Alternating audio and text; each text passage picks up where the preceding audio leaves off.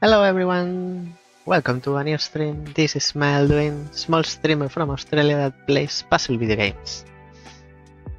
Today, I was going to say we are not playing two games. We are playing two games. But I wanted to make it interesting, but it's not that big of a deal. They are two games, but one of them is not a finished game. It's not a full release. It's a playtest. It's in beta. It's evolving, and quite a lot for what I've seen. It's been updating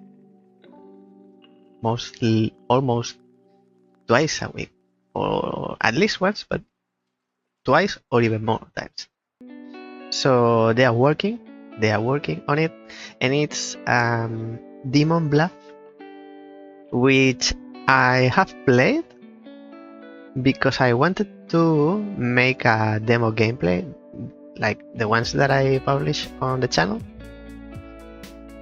But I found, and this has happened with a few other games recently, I'm finding that some games, they are not good for demo let's play or gameplay videos. Like, especially on some puzzle games, you need to explain what is happening or what you're doing, the one who's playing. So it's me. I need to transmit what's happening on my brain, because you cannot see inside my brain, believe it.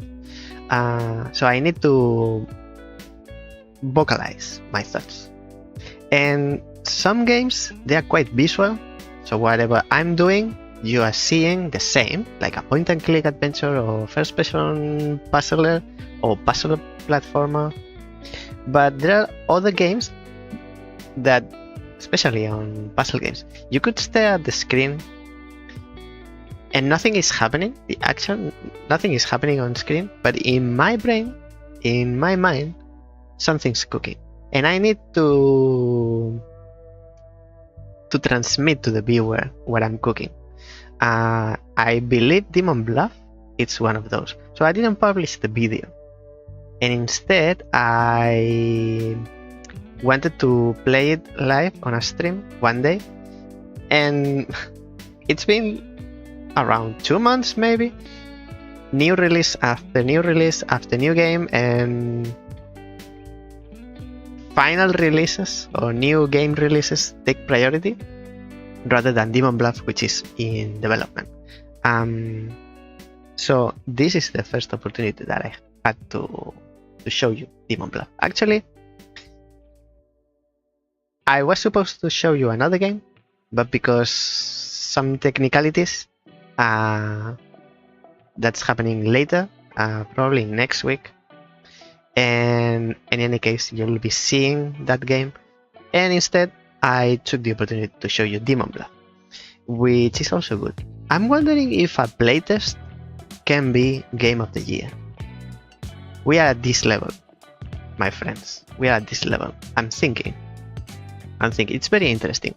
I find it is like a digital version of this social game. I have one version, but there are plenty of versions, and I don't know why they all are around wolves, like the wolves of something something. Mine is the wolves of Castamere, I believe, and I have it physical, like it's a card game. You don't play cards, you keep one card, that's your role. So you play a role in this social deduction game. And I find this Demon Bluff is the digital version, or the digital adaptation of this social game, in which you have to deduce each other's role, and there are more rules than that, but simplified to the minimum, that's how it would be. We are playing Demon Bluff on the second half of today's stream. In the first half, we are playing Park It, which is day 2. We've seen it already. We've played the first levels of Park It about 4 weeks ago or so. Today we are playing a little bit more, I'm thinking we might get to the end because it's not very long, but if you are interested in Park It, you have the link to the game, to the Steam page of the game, pinned at the top of the chat, either on YouTube or on Twitch, wherever your boat is floating. You have the link there. And if you're watching the boat after the stream has finished, you have the link for both of today's game at the top of the description of the video that you are watching. One more thing. Last day, two things. First is that this week we are having 3 streams because it's a celebration of not my own, also mine, because the channel is mine. I run the channel, but it's all of us. It's from everyone's. We all make the channel, not just me. It's the 2nd anniversary of the channel. YouTube, Twitch, and all this platform that I'm building around puzzle games. It's the 2nd anniversary. I started it 2 years ago, and we are having 3 streams. Usually it's 1 stream per week, and we are having some giveaways. That's one thing. The second thing is, that's the first thing. Second thing is the giveaways. We started a giveaway last day, which was on Tuesday.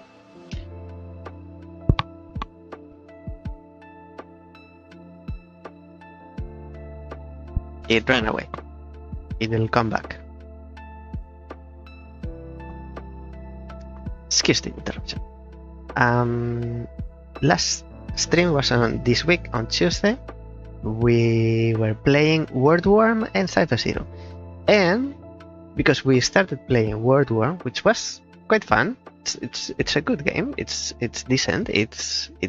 I was pretty entertained, and I would have kept playing if I hadn't to showcase more games.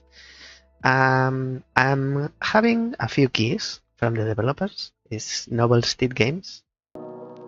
Noble Steed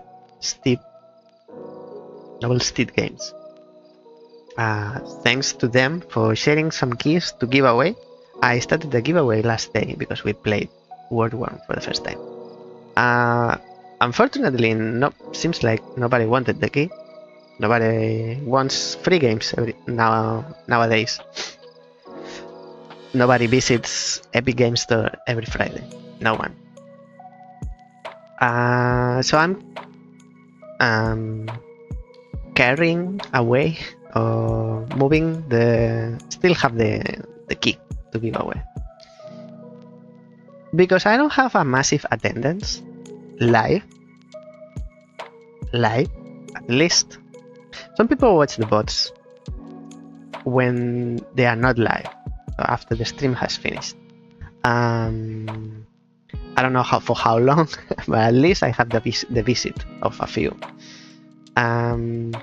So I'll say this and I'll repeat it again, maybe halfway through. Nose is very itchy today. I'll repeat it again halfway through the stream and probably at the end. If someone in the chat wants to participate in the giveaway for Worm, which is a word kind of like mix of trivia and Scrabble game, I have Steam keys for it. It was released this week or last week. I think it's last week. To participate in the giveaway, focus, Mael Duin. To participate in the giveaway, you have to type !join to enter. And we'll see what happens after that. So everyone that types that !join, you without any space altogether, you enter the giveaway. If there's nobody accessing or entering, participating in the giveaway in this manner, what I'll do is, after the stream has finished, I'll do the giveaway anyway with everyone that is that leaves a comment down below on YouTube. You need to subscribe to YouTube first. Subscribe to the channel. That's at Mael_Duin. You have links everywhere.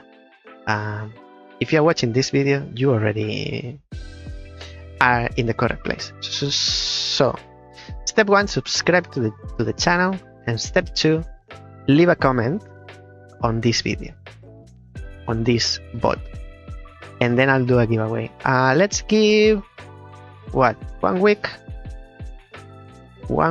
or let's say 1 week, and if change my mind, I can still postpone it like 2 weeks. Let's leave it at 1 week, so everybody knows what the rules are. Subscribe to the channel and leave a comment.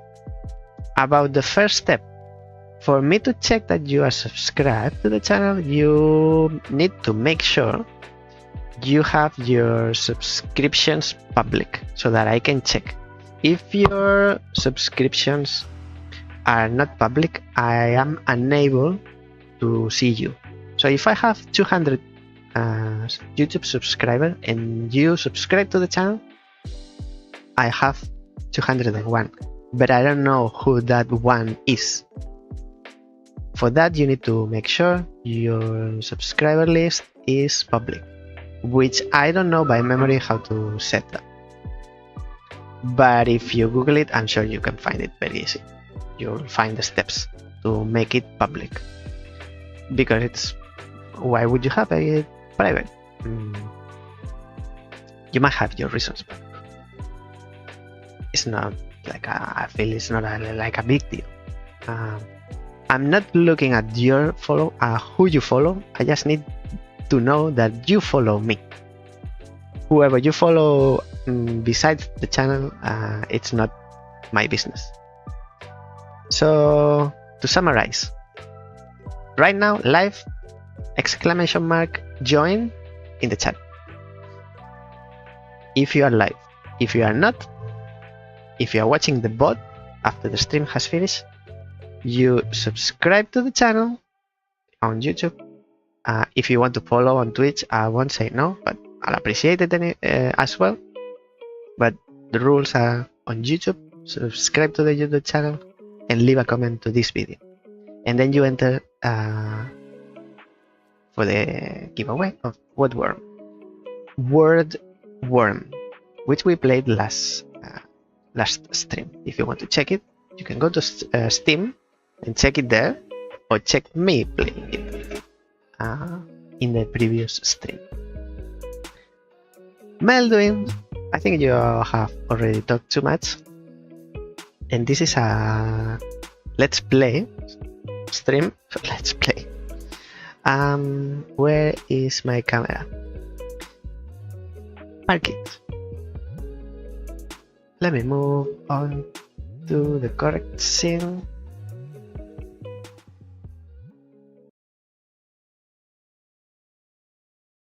I don't have keys for park it.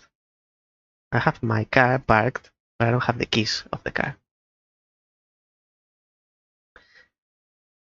So I'm sorry, but if you are interested in park it, it's quite cheap on Steam. For me, it's like $6 Australian, so it might be 4 in US dollars or euros. It's not too long, and it's quite it's not super difficult, so I think the game is after a general public, like family friendly, not hardcore dedicated puzzle players, which is not good or bad, it's just how it is. We finished 1, 2, 3. These are the worlds or stages or sections. We left the game at number 4, and I think we checked what was the mechanic, but I don't remember now. So let's see if we can complete 4, 5, and 6 today.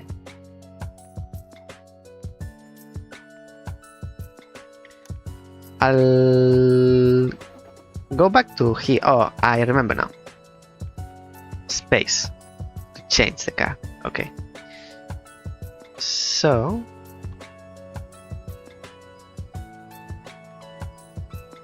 audio's a little bit higher.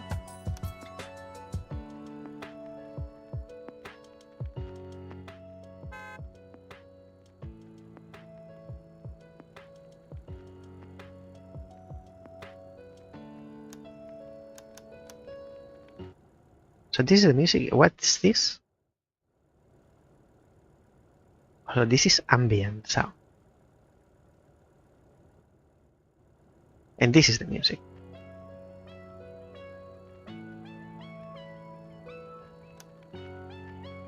I remember now that we can control for the first time in this World 4.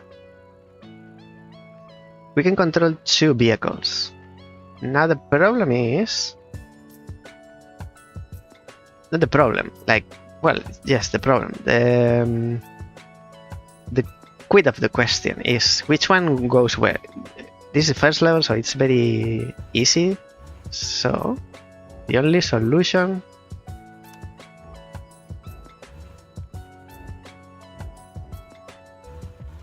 is this one goes here. Now we change with space. I need to remind myself the controls. Okay, so that one only had one solution, and most levels only have one solution. Do I remember? No, I don't remember any specifically that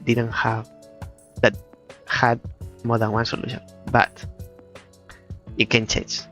I cannot take it for granted. So 2 vehicles. I'm on the correct side. Yes. 2 vehicles. You can easily go here. So how can we get you here? In how many moves? 2 moves. You have 2 moves. So each one has their own. Does it mean they can crash, right? They can crash with each other. AKA they can interact. So I think this is you. This is one. It's the only way I can come up with a solution, a position to have you. And then you is complaining because it's taking their spot. And this is angry as well because it's saying, no, I was first. Like in real life. How do we have you in 3 moves? This is 1.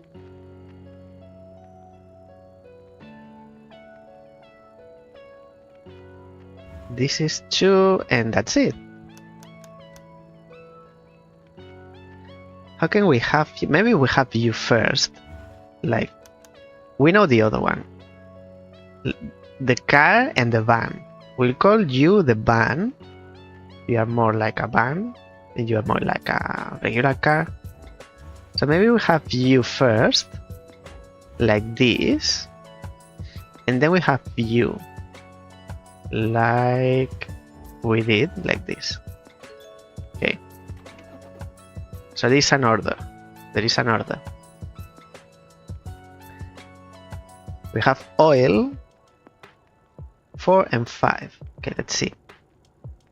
First objective is to find out who goes where, and the second is the order, in case it's important. Like we have to solve one before the other, or maybe they are intertwined. If we go this way, we crash because we slide all the way. So nothing coming from here up or from turning up.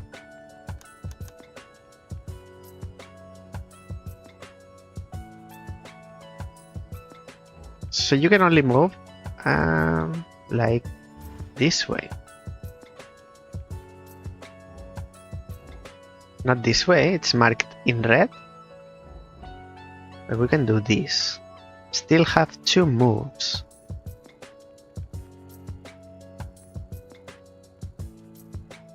And still don't see how. Oh, and once we use the oil, it's cleared. I don't remember it clearing the other day, first day 1. It was constant, like always present. I can easily be wrong, but I don't remember that. Not this way. I'm finding the position of the car first.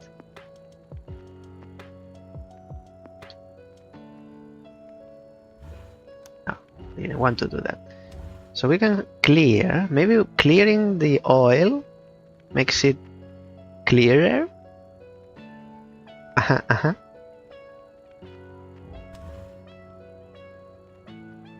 And we are not in a good position now.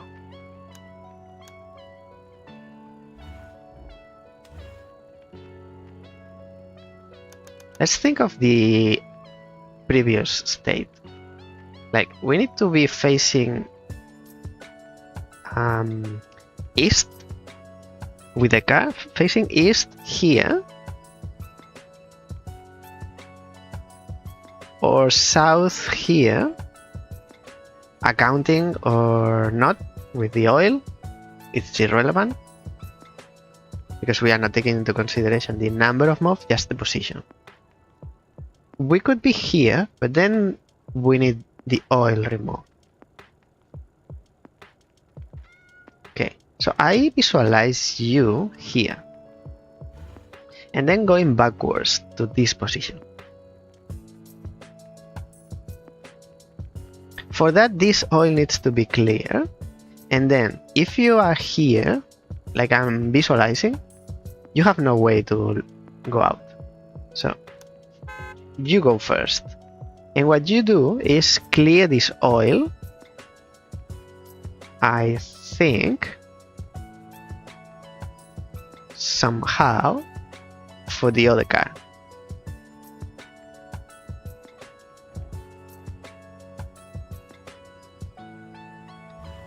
This is the most straightforward way.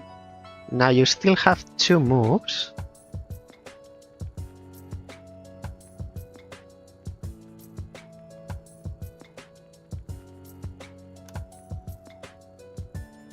What if you move now forward? Now that the van has been through, what do we do to you? Now that we know you go here, you need to end up here. How do you end up here? You need to be facing north in here or west in here. You're not in a good position for that. Let me tell you.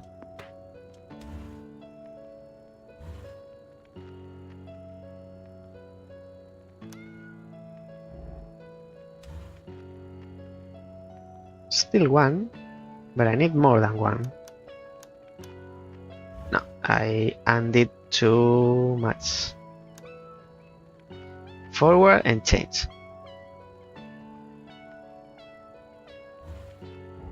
What if we clear the other one? Still in the incorrect position.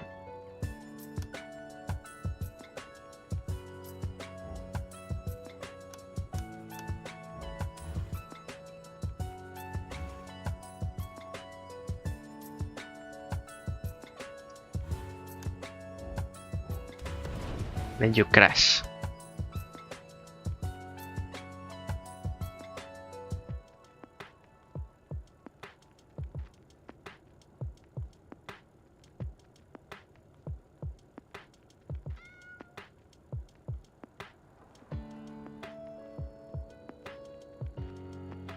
Wait, we don't need to clear this oil. For you to go in reverse, we don't need to clear, just need to clear one of the 2, not both. Knowing that, let's put you here for a moment, and then I'll do you, which is... Oh, wait. We need to clear one. We need to clear one oil. Let's do that. And not be on the way of the other car or the car. In reverse, 1 and 2.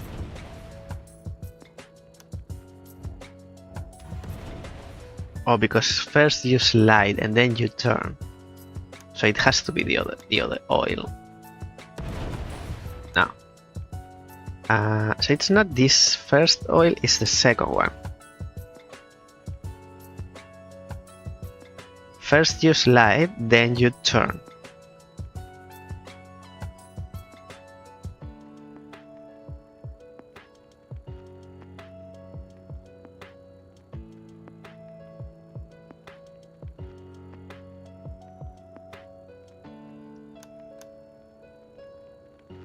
I'm still in here. There is a cat in the background because the story is about a cat. And the music is meow meow meow meow.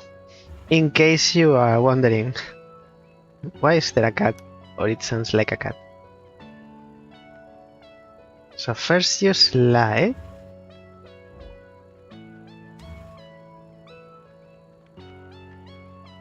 From this position, first you turn, then you slide.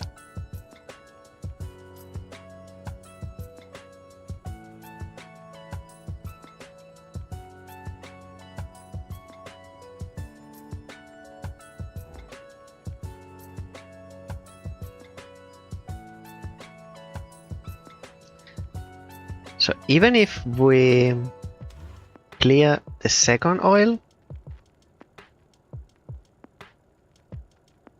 I'm not getting the expected result. I thought you would be facing east, and you are not.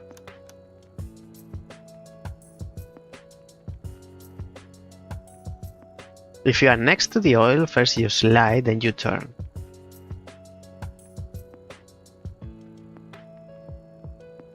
If you are not next to the oil, first you turn, then you slide. This is the beginning.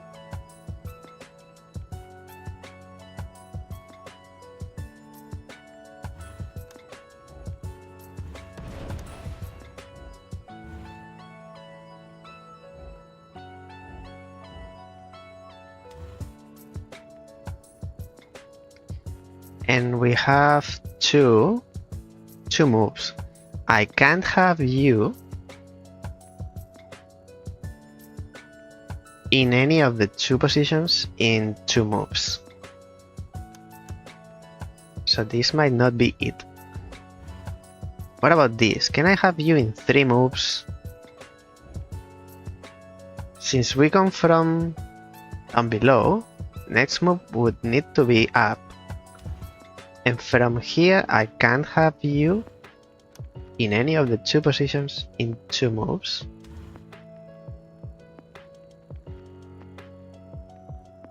Very intriguing.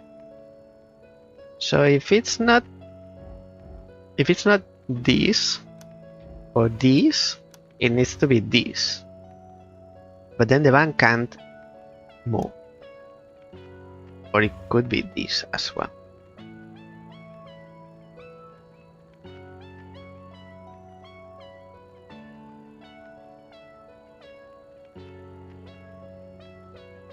From here in 3 moves,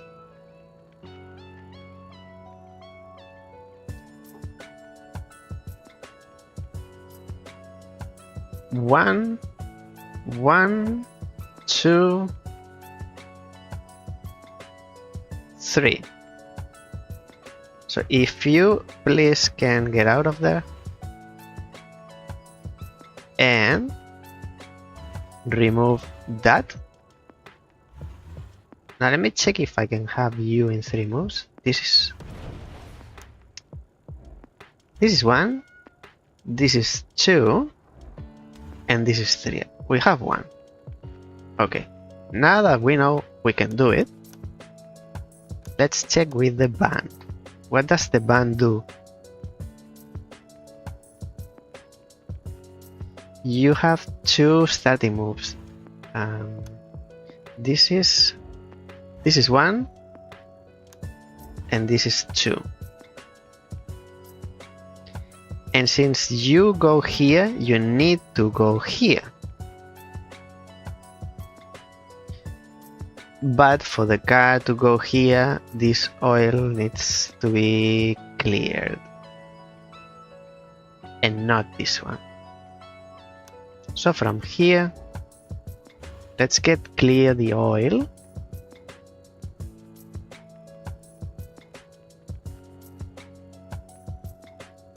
Or it could be a different way for the car. If we clear this oil, then I don't know why I click on the car. You could go here. Over and no. I was thinking on turning here, but the oil doesn't work. No. Just leave it at what it was. So we clear this oil. Now we have 2 moves to bring the van here. Which I don't see it.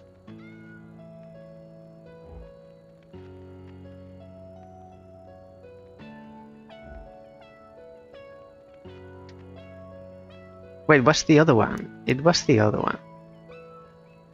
It's the first oil we need to clear.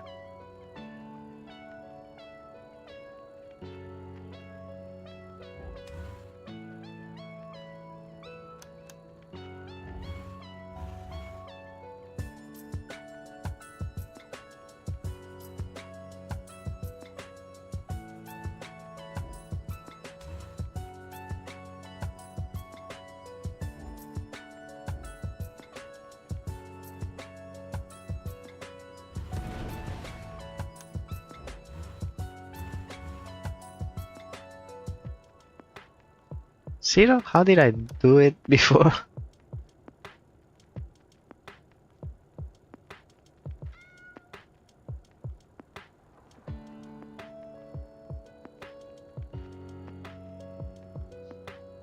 Three moves? We did it like this. 1, 2. Wasn't it?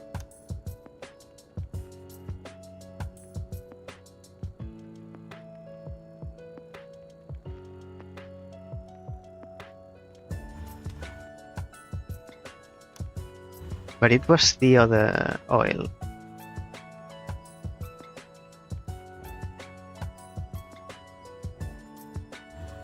One, 2.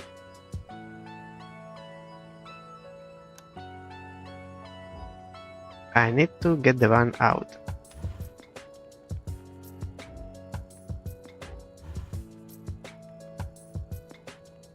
Without clearing, I forgot how I did it.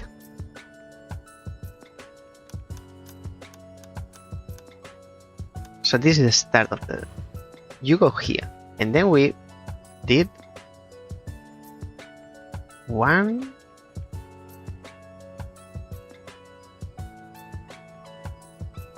1,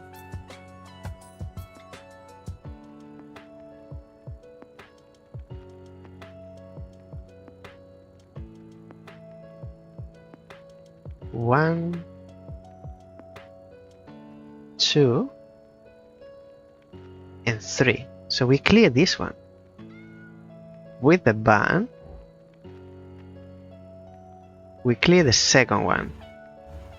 No, like this. You stay there. Now with the car. 1, 2, and 3. Okay. Okay. I was scared for a moment. Now the van needs to end up facing north in the first parking. And clearing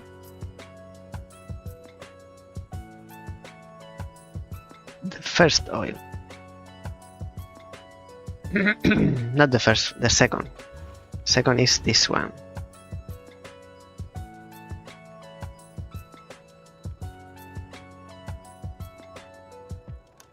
So it needs to get there in reverse.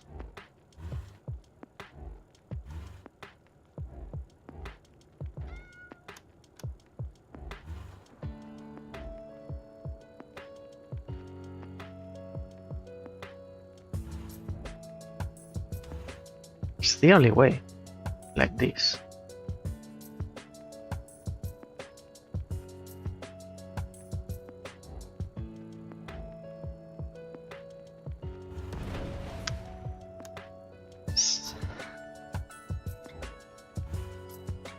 One.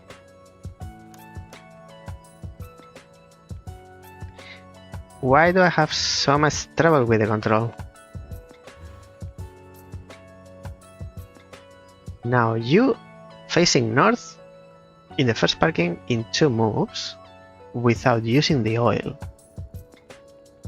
Not gonna happen. Not going to happen.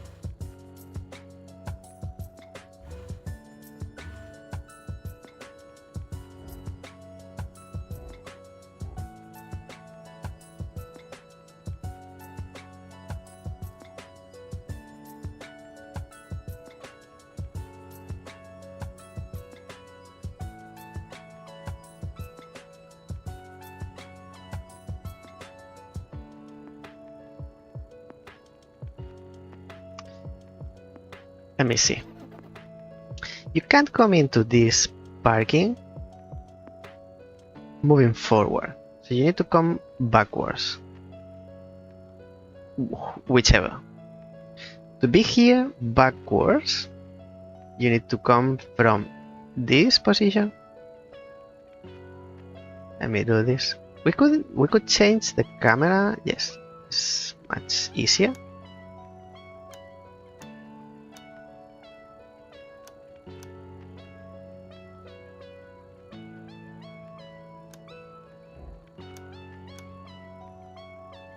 So I can move it like this. This is locked and this is more down. Okay, I'll have it locked. This is how I see it. You cannot come from here or moving forward without turning because there is no level. So you have 3 options. So you need to come backwards. To come backwards, you could come from here, or here. Now, since there is no level there, we have 2 options. Accounting for the oil means that the car needs to be here facing that way, but moving backwards, and then you end up here. The other option is to be here facing south, but you are turning. So first you move backward, then you turn, and then you slide. So final move to be here is one of these 2 positions.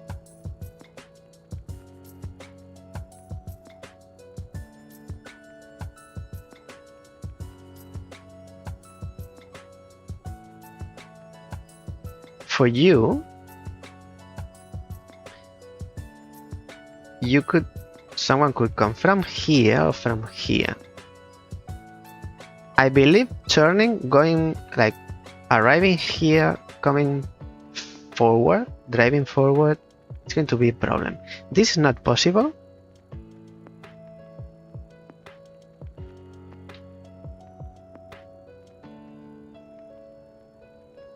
It could be possible if we use the oil and then we reverse here and then move forward. Don't discard it. I won't discard it so fast. But for any car to be here facing that way so they can turn up, it would take 1, 2, 3, 4, 5 moves. And for you it would be 1, 2, 3, 4. So all of the moves just to get in the correct position. Not to arrive to the parking.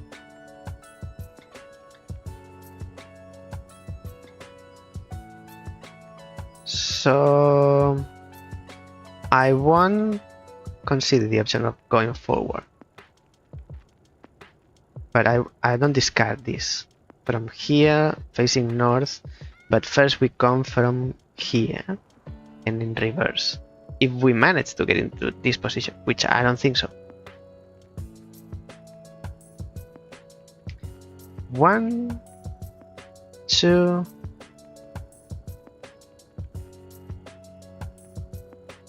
1, 2, no. No. If we arrive here, maybe we see it clearer. If we arrive here in reverse, you need to be here. Let me do it in a different color. For you, someone needs to be here, facing east, but you are turning, moving backwards and turning.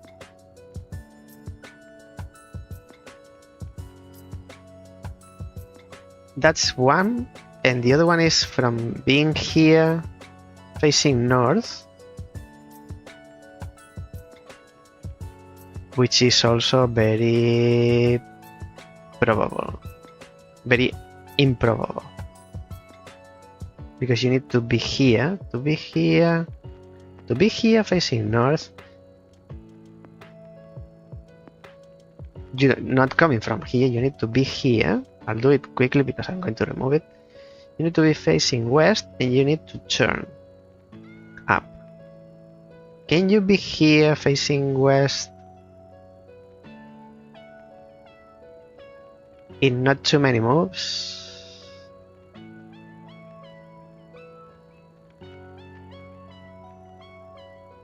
No. So I'll keep this.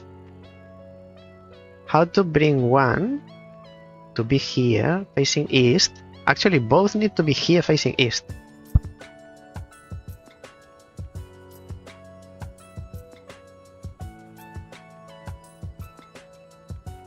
One, two.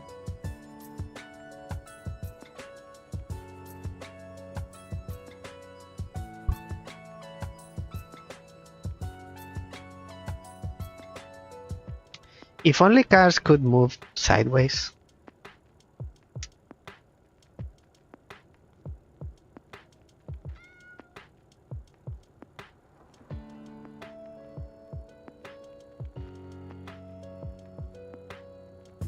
I guess we are not seeing the end today.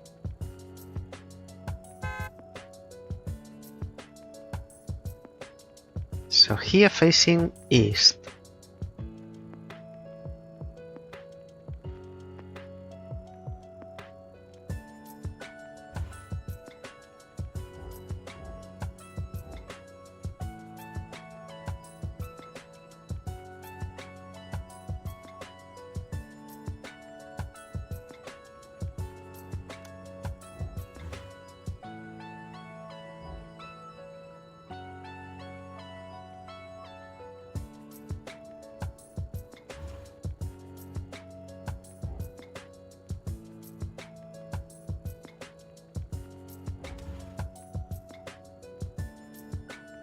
This is incorrect position. Other than what we did with this one, I don't see a different. Like 1, 2,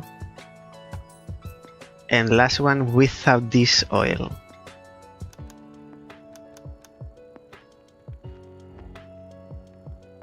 Without that oil.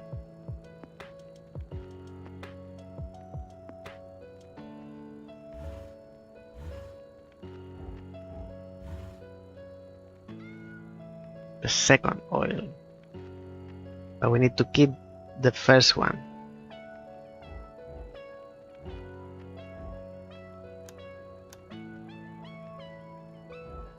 Meow, meow, meow, meow, meow. So we can only do it like this, which leaves us with 2 moves for the van.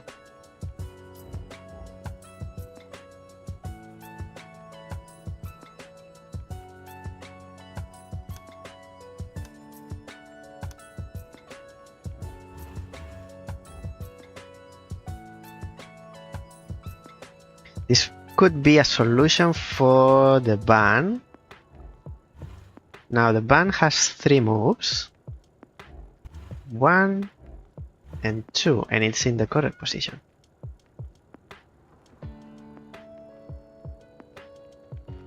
But we still need to clear the oil for the car.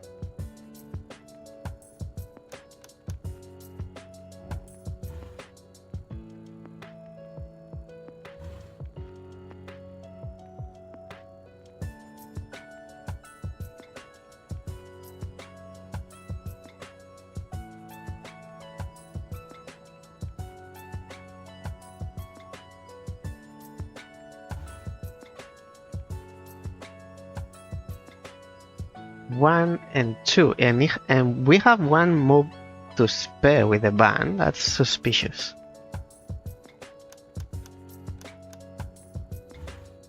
So with the ban we go 1, 2, 3, and 4th would be the last.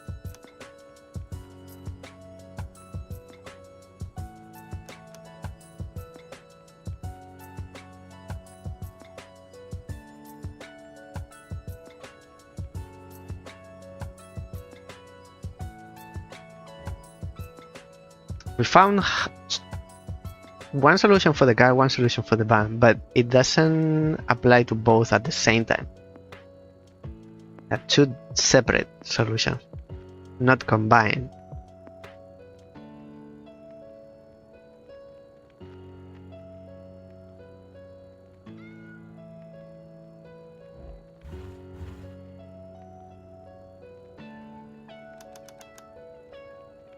Can the car move forward instead of backwards? So the car would go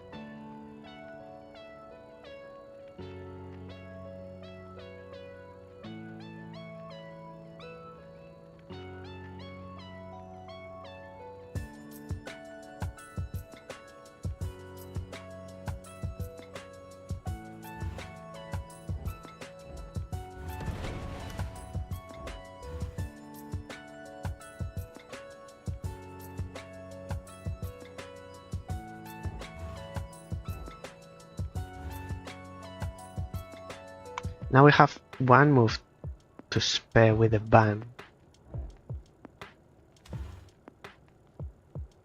And this is what we need for the car.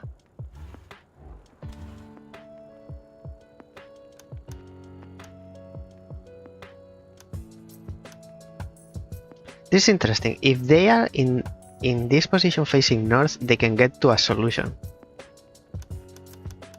Can they be the opposite way? Because the difference is the number of moves. It's not the chassis.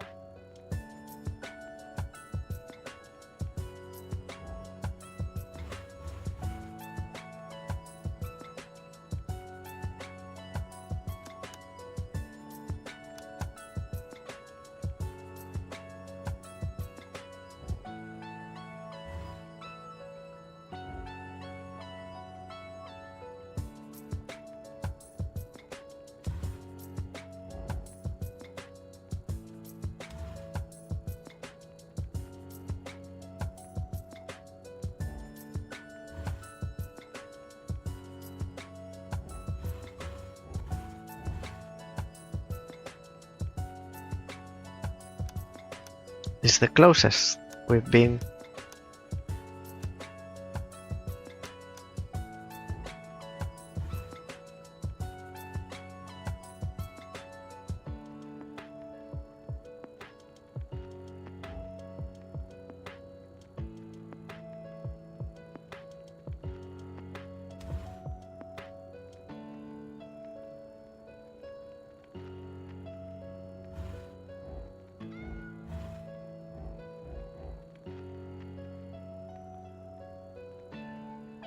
Oh, it's here. Here backwards, facing south.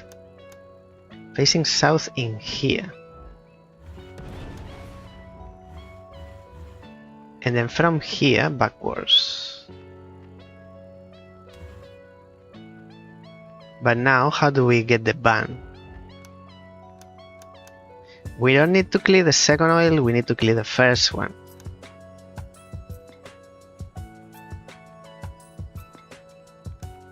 Oh, no, we don't need to clear the oil.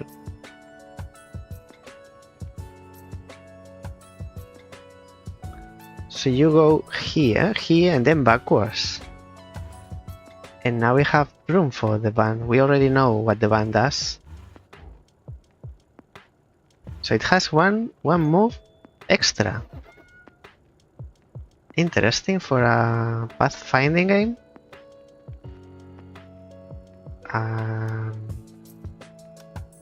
Thank you.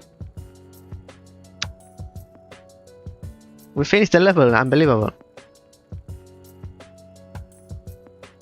Now we have spinning platform and tires. In case you didn't watch a previous day of Park It, the platform turns the car 90 degrees in the direction that the platform is spinning. In this case is clockwise. And the tires, you can bump into the tires and you bounce back. That's relevant not if you move straight, but if you're turning.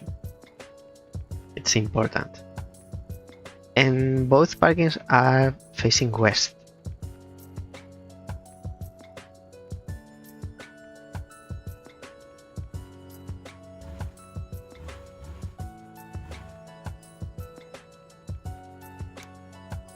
Not what I wanted.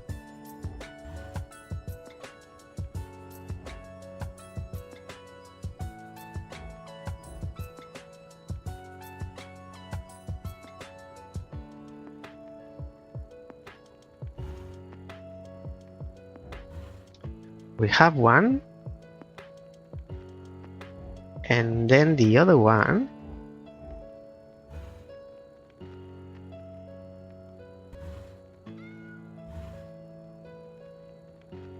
I'm missing one move. Is it the one, the first one? Why is the camera reset?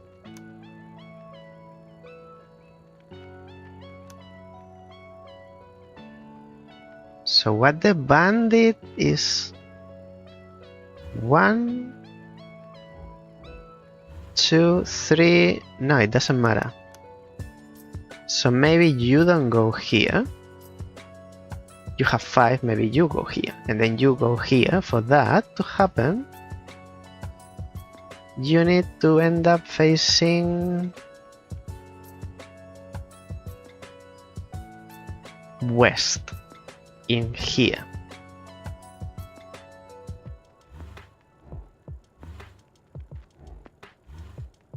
Still missing one move, and we are not using the tires, so that might be the problem.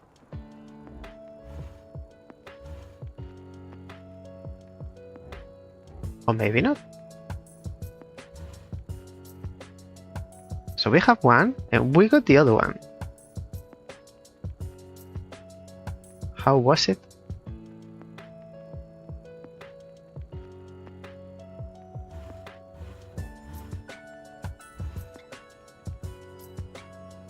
We didn't use the tires. How strange.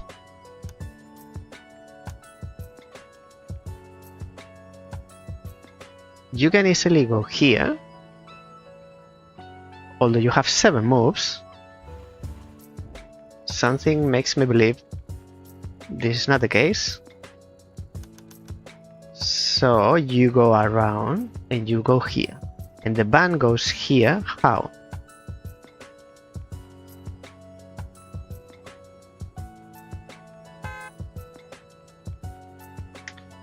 If we do 1, 2, and 3, we are correct, facing the correct position, but we are not here. What if we, with the car, we get out of the way so that the van can move into the car's position. Now with the car,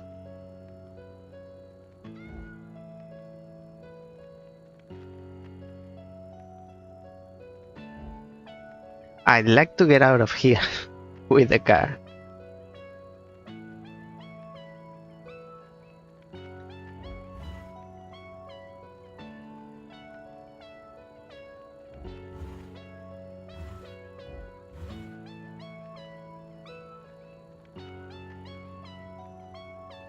It needs to be in reverse, apparently.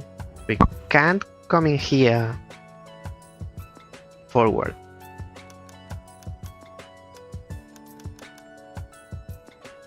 So maybe we need to get out of the way facing west. So what we did was this. We are facing east or left. Let's do it this way. Facing left. If we are facing not left, right, don't listen to me.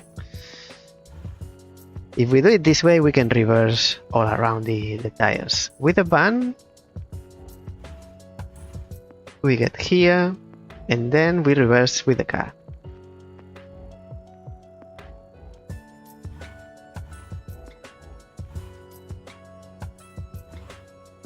We are one move short.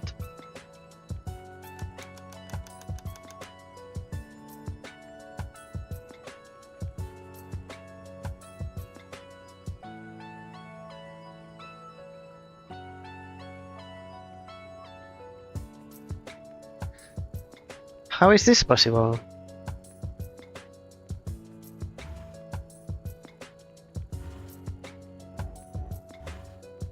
This way we can reverse.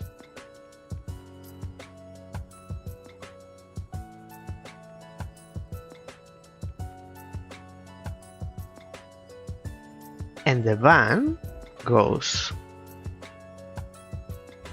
1,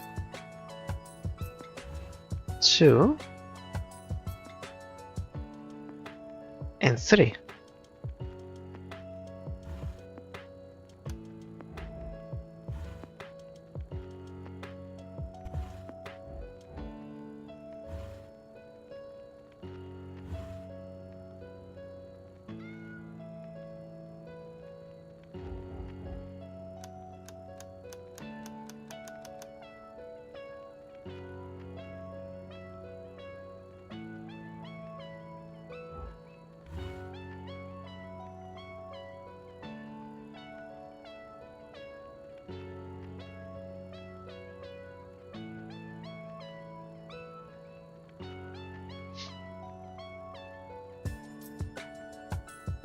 Clearly the van goes left, car goes to the right.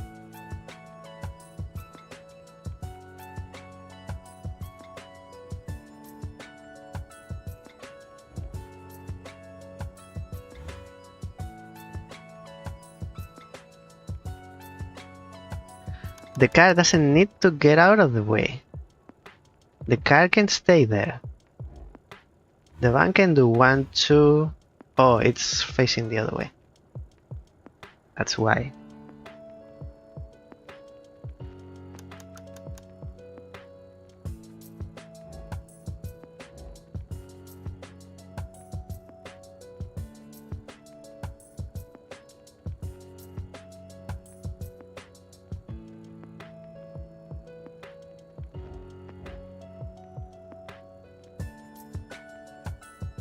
Oh, we don't need to do 1, 2, 3 and then like this.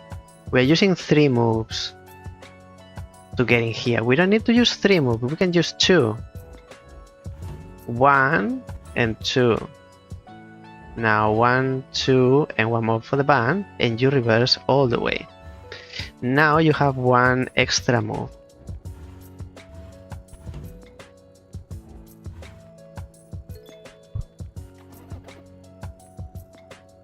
Oh, kiss kiss.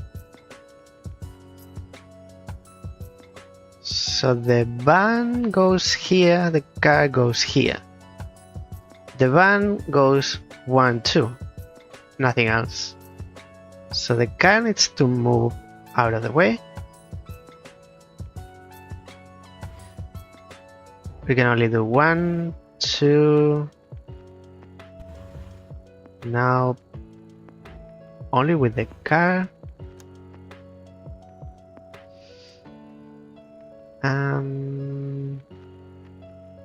We need to turn.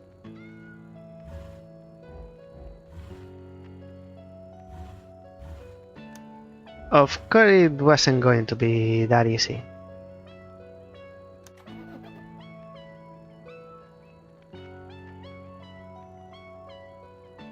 You can only go back, and then you can only go here, because if you go forward 1, you are back to square 1.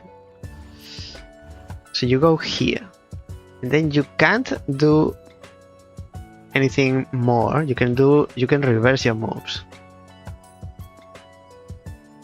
So the van needs to do something, which is only here. If you are here, the car can't move, you get into position. Now with the car, in 4 moves,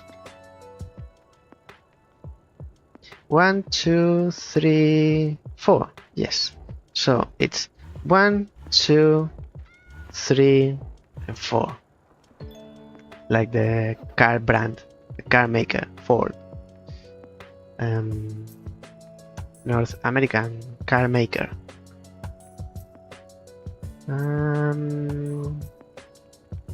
Both facing left.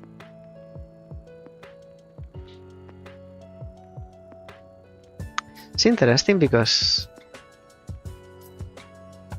you get here bouncing, so in reverse, bouncing the tires.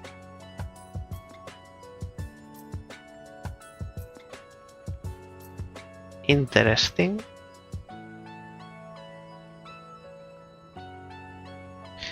How does a car get into here? One of the two.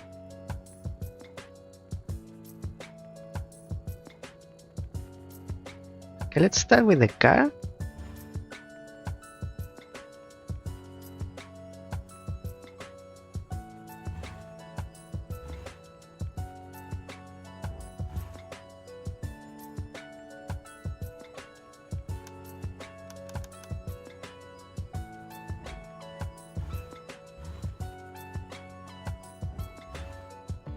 We have one. Let's see the other one.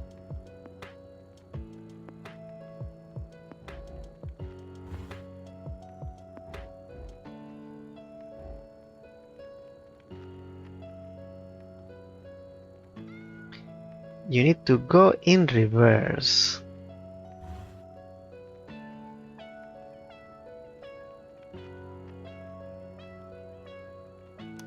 So for that you need to go here and then back. Now 2 moves. This is 1, this is 2. I think I'm warmed up now. So that behind me is facing left. The other one is facing right. It's like they need to swap, but probably not, because that would be too easy. So I can do this and 1, 2 with you. And you? It's more of the same. Like 1, 2, 3, 4. It's too short.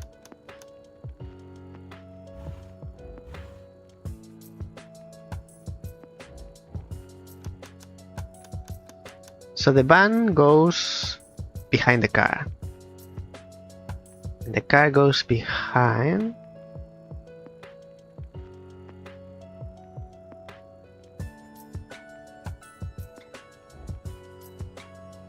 So you go here. Now for the van to go there, you do 1, 2, 3, 4. And similar with the car, you go back, and you have 3 moves. 1, 2, 3. I think I'm warmed up. At least we'll finish World 4. There's traffic light now, which I'm reminding myself from the last day. We saw the traffic lights last day. Every time you bounce onto the tires, the traffic light, because it's connected, traffic light turns green. That means that this striped square or tile, I'll show you. This tile is red. You cannot move onto it. Like, let's try. You see? You can't because it's in red.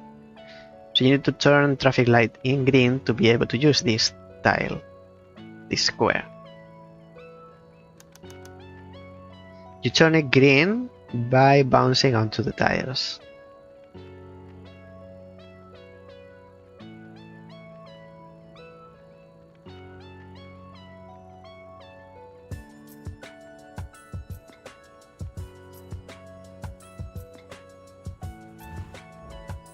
Like this.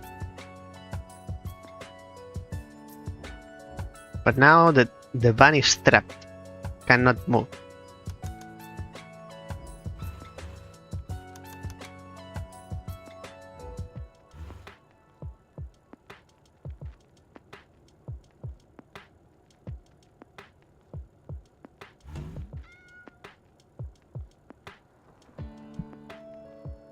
Two moves. It's not good because I cannot get to any of the 2 positions. This is facing down, this is facing up.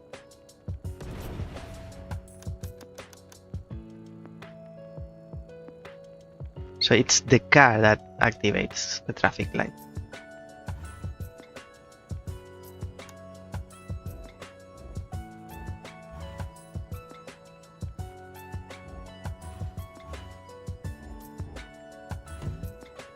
But now the car is trapped.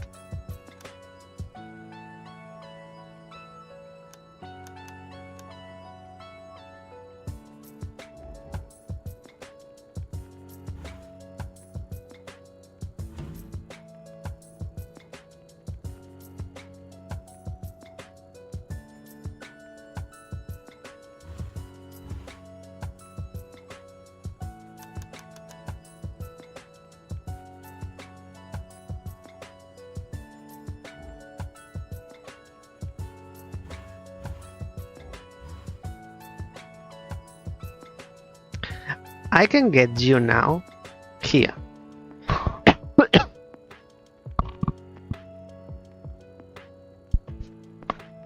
I can get you here. The problem is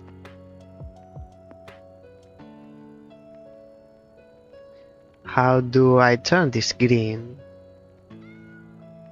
Because it's like pressed. It's down. It's not quite clear to see, but it's not flat, it's not at the same level.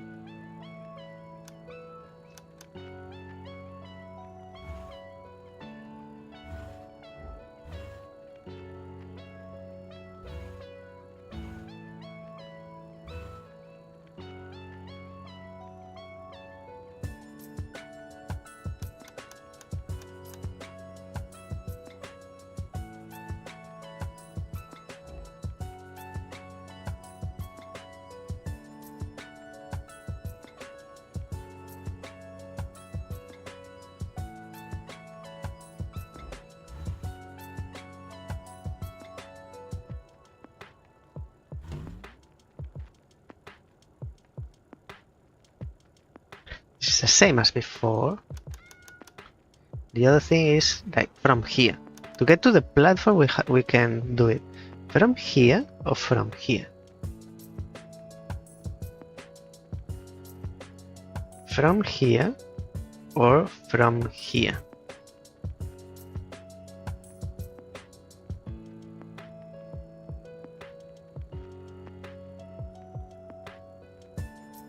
If we do it from here, we end up facing that way, which is good.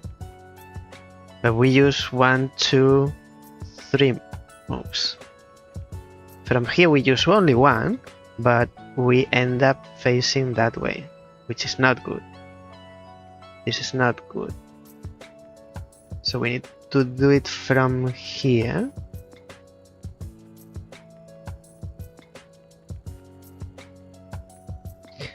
Let's try this. 1, 2, and 3, which is good. But instead of now, we move the car. And we can only do it this way. The car has more moves. Car needs to turn.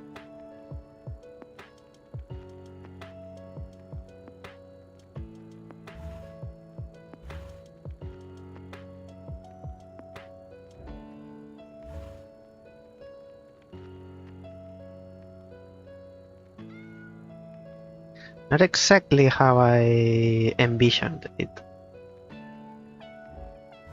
Because the car has taken the spot of the van. Okay, let's reconsider. For any of the two to be here, they need to come in reverse.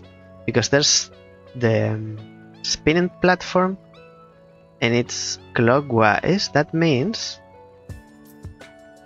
to be left facing down, you need to come in here from this position. So instead of parking, you need to go forward and backward.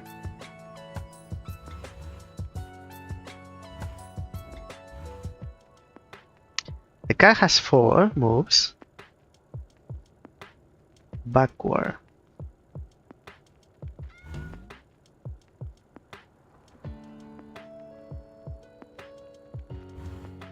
Like this. Actually, we go over the platform, but this is good.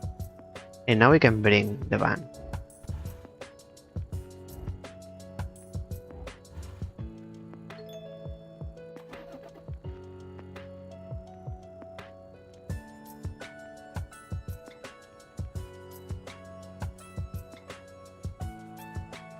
We'll be able to finish this World Forum. And I was thinking we were going to finish all 3 because we did 1, 2, and 3 on day 1. Today is day 2.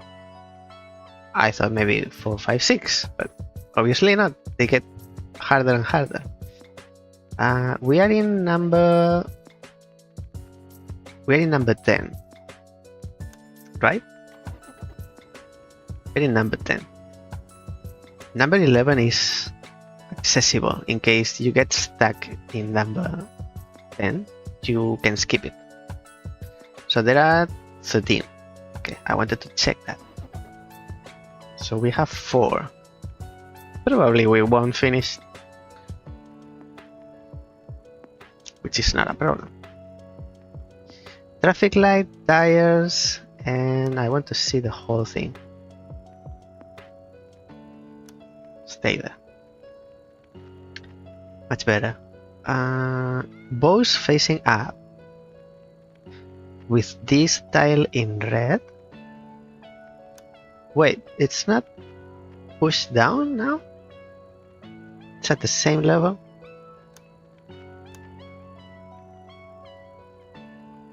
It's easy with the car because we go 1, 2, and 3. Oh, and 4 to activate the tires. With the car we go 1, 2, 3, and 4. Now we need... Is this correct? Oh, now has been pressed. It's strange. Now it's pressed.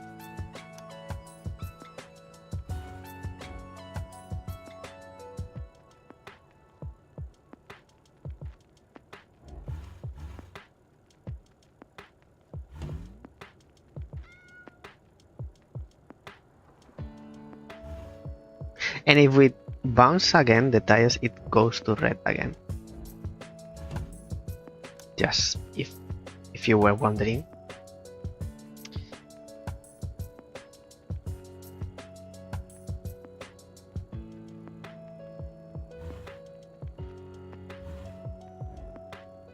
I don't see how to bring it now. So what we are doing with the car, it probably is not correct.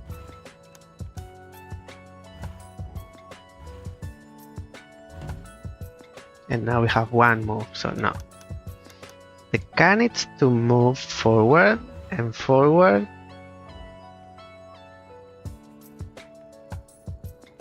Two moves. And forward, but now instead of activating the tires, you go backward. Now it's active. 1, 2.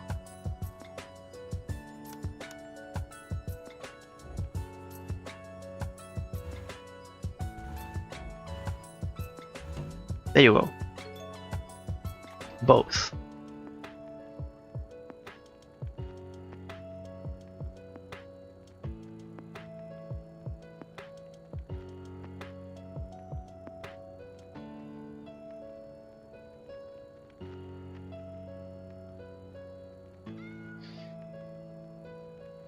Two, one to the right, one to the left.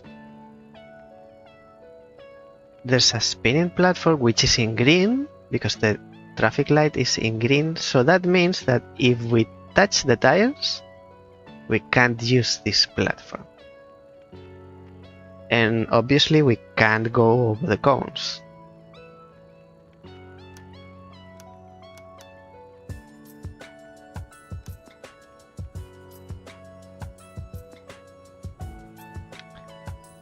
I wish I could move the camera. Like now it's camera is moving, but with the keyboard arrows or WASD, I wish I could move with the mouse, like clicking and dragging.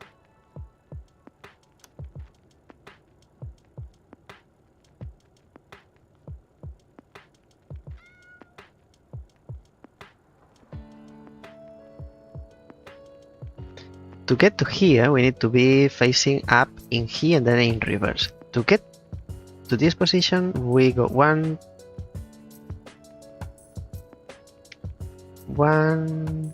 2, 3, no, 3 and 4. So to get to this position, we need to use the tires like this. 1, 2, 3 and 4.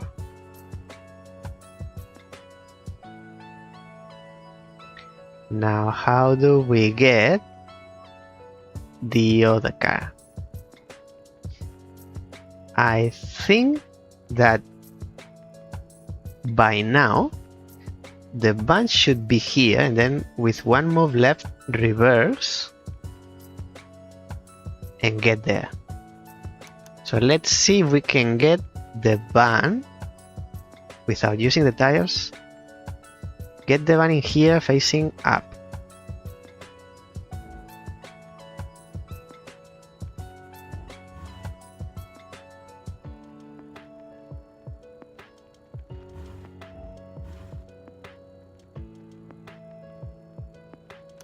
Let's reconsider.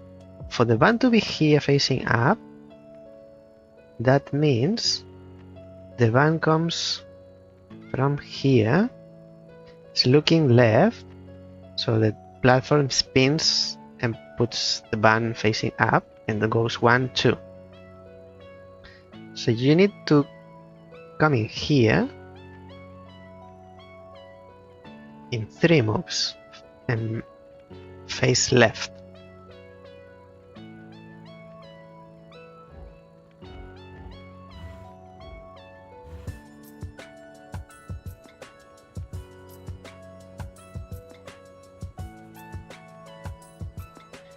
Or like this.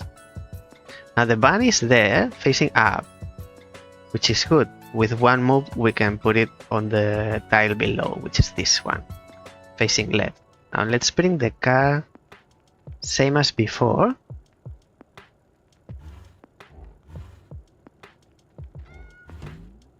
Now both are on the other side. There you go. Number 12. 12 is 2 more. Let's do it.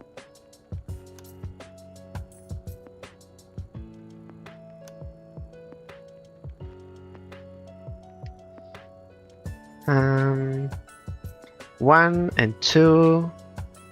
Oil protected by traffic light. And this time the traffic light changes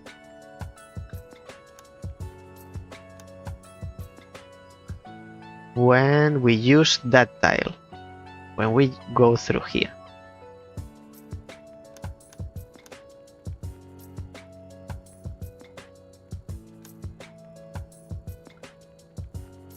Like this.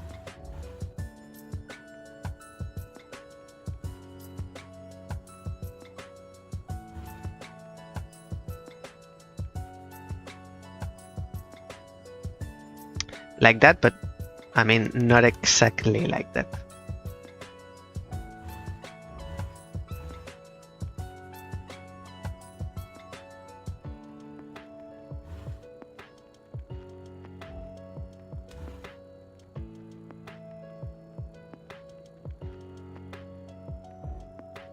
One, 2, 3, and 4.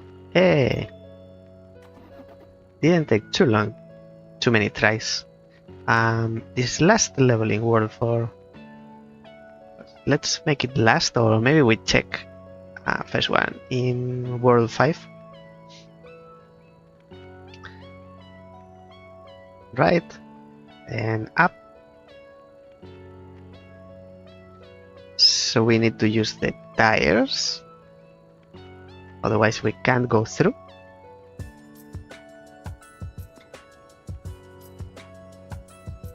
Car can't move, so the van needs to move. If then we want to move the car, you can only go here, and then we need to move the van, which makes a locked state. So before we move the car, actually van has 2 moves. We can go here, or we can go here. Doesn't seem very interesting, because then with the car we go 1 and then do what the van didn't do.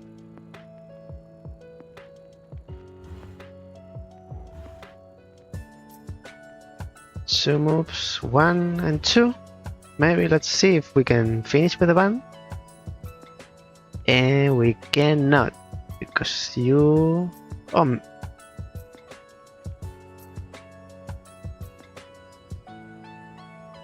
no, we can't.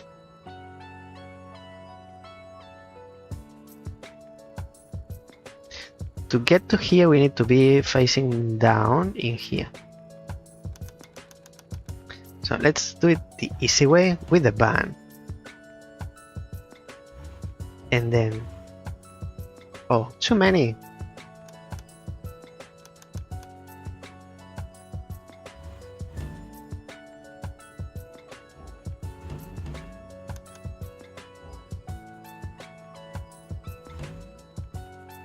If you turn and go forward and bounce into the tires, you don't move.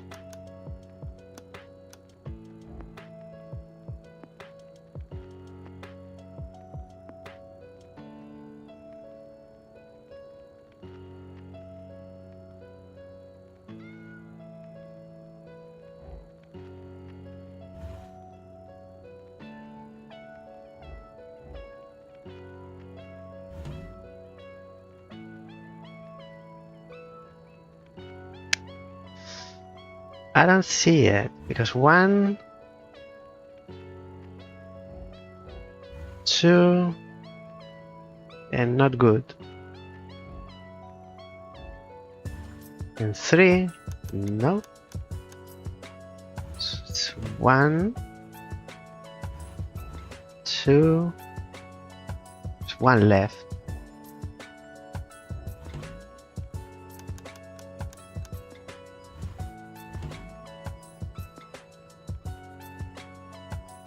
And the other way, the other way is explosion. The other way is like this, and then bouncing in the tires with the car, because the car has 6 moves. And from here, move with the car up.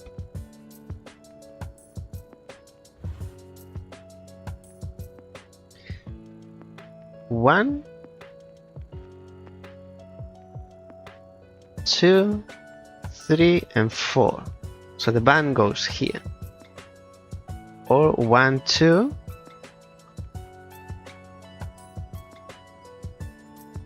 3, and 4. It's the same. Both end up in the same way. Here. So the car goes in here. The car needs to access here in reverse, we said. It needs to be facing down in here.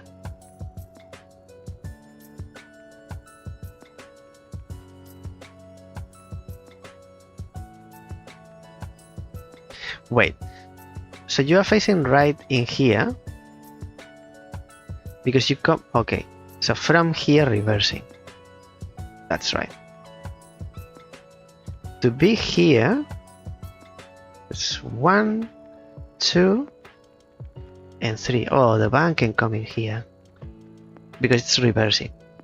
1,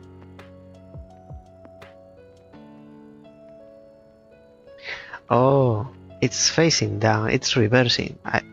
To be here, it needs to go forward, but yes, it ends up in here. So now the challenge is, can the car get in here?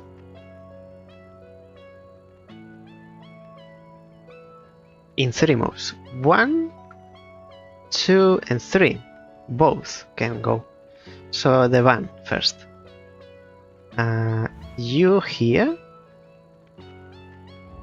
And then here and here. And then you are reversing.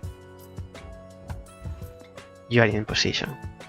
And the car needs to go forward.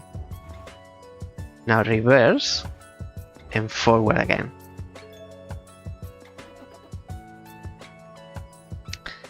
And we finished world 4. Now we are in 5-1, which as a pick, I don't know if we'll come back to park it. I wish we could, because I'm liking it. It's simple. It's not nothing other pathfinding games have done before. But I'm finding them interesting.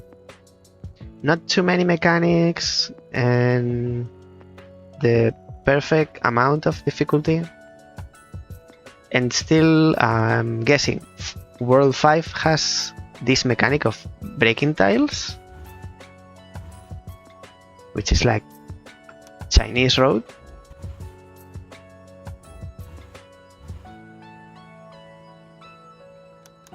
Very interesting. And I'm expecting World 6 to have another mechanic. Problem is we have too many games to show. So it's going to be difficult to come back to park it. And if I don't have games to review, I'll come to park it and I'll finish it, and then I'll tell you about the end. And if you want to see the end, it's very easy. You can go to Steam. You have link to the Steam page pinned at the top of the chat, both on YouTube and on Twitch. We'll leave it here for now, at least.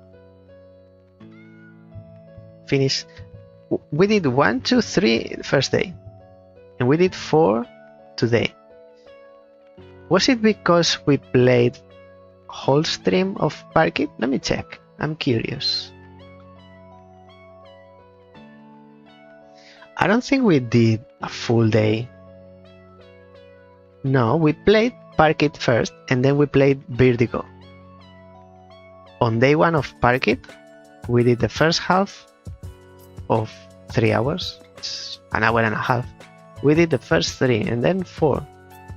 Because the first day we did 1, 2, 3, it made me believe we could do 4, 5, 6 today. But of course they are harder.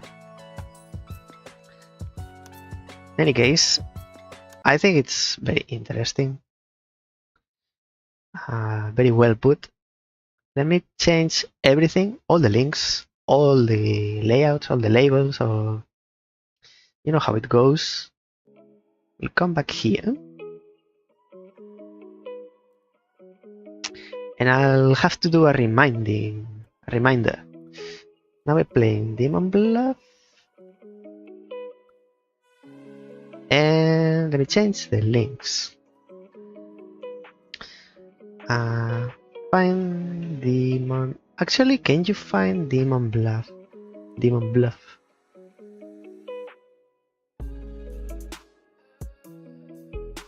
Find Demon Bluff here.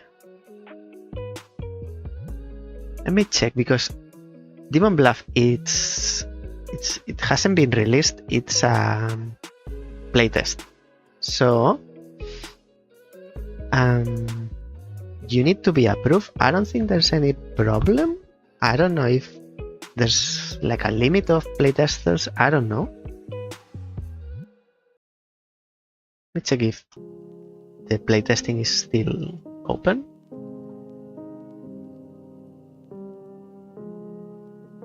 Okay, it doesn't say that for me because I already downloaded the playtest. But in any case, you can find the Steam page at least. I don't know if you can join, which I think you can. This is the link on Twitch.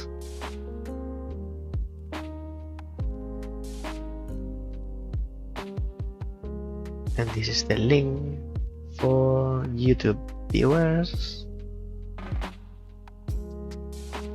I remove it from here because links are not visible. And I'll change categories. And that's it. We can begin.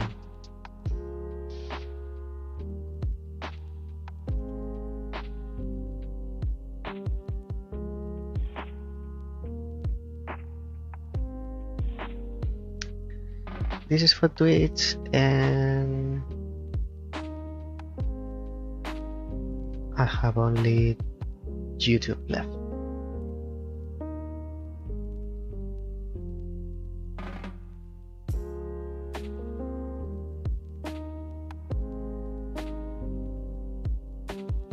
There's no category on YouTube. How come?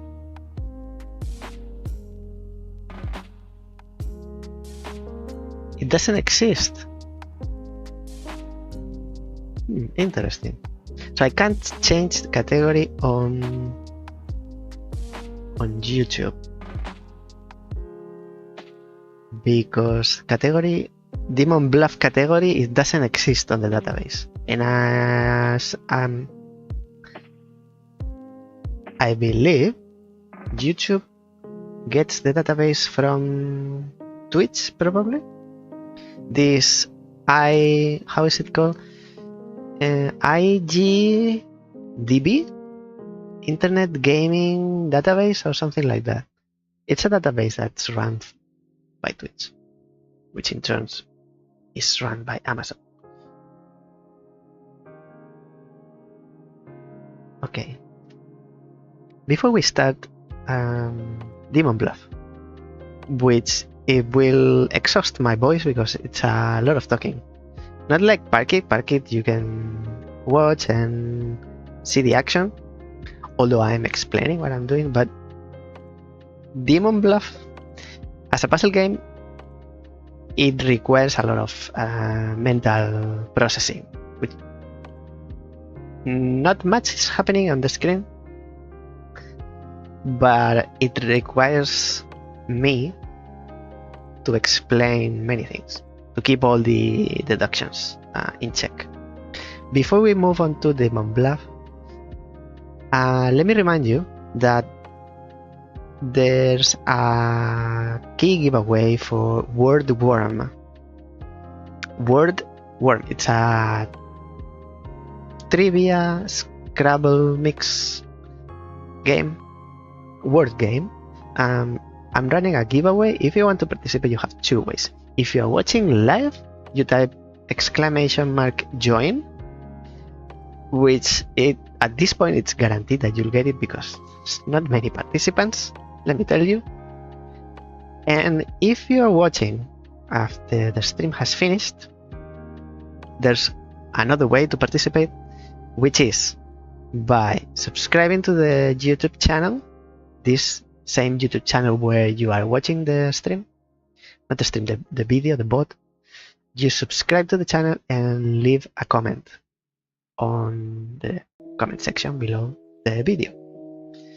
And then after we said 1 week, after 1 week, I'll get all the comments, all the replies, and I'll give one giveaway. Maybe I give more than one. Who knows? Let's see how it goes. I leave the rules a little bit open. I can adapt. I have more than one key, but I'd like to do the giveaway on different days, and maybe on different days and in different ways. Okay. Having said that, I'll remind you at the end, and if there's any participants, we'll give one key live. Let's move on to Demon Bluff. And also, let me tell you, aside from Word Worm, next day, which will be tomorrow, Saturday for me in Australia, we are playing. It's not tomorrow. It's not tomorrow. It's next week. I mean, what I want to say is that aside from Word Worm, I have another game for which I have keys to give away. So you don't want to miss those. Games for free doesn't get any better. Not even Silksong beat that. Let me tell you. Let's continue with Demon Bluff, which I have it.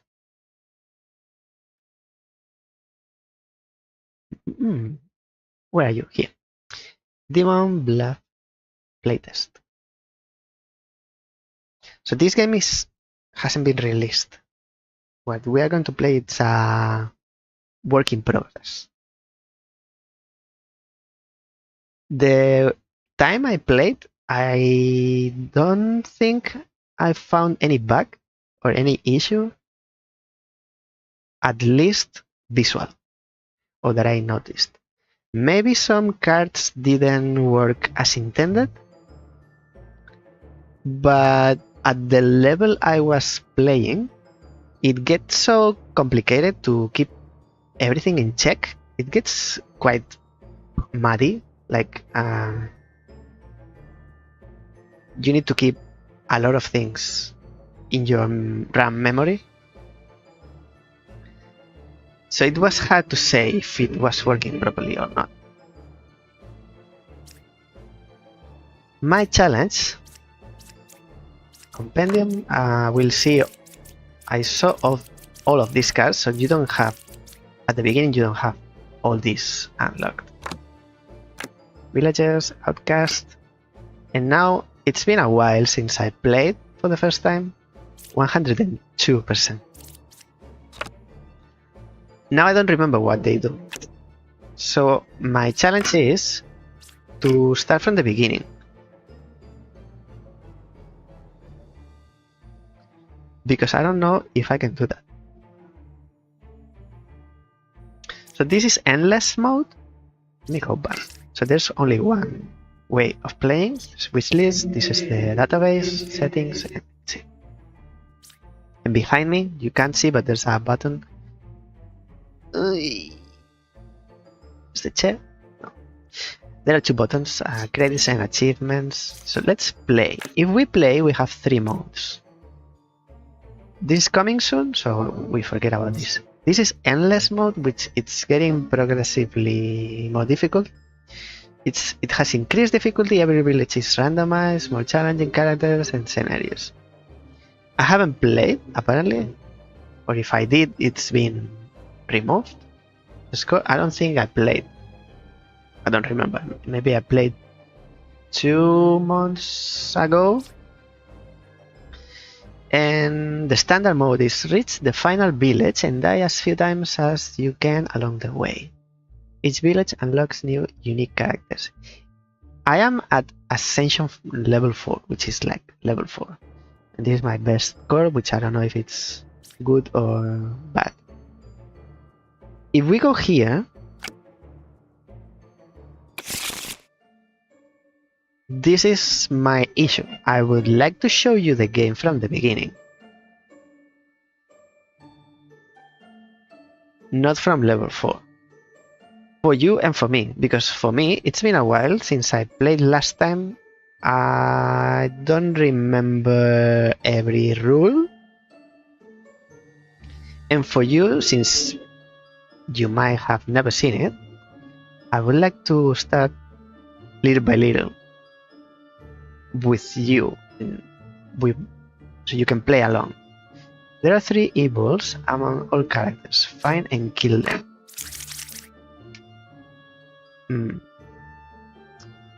So it says here behind Ascension level 4.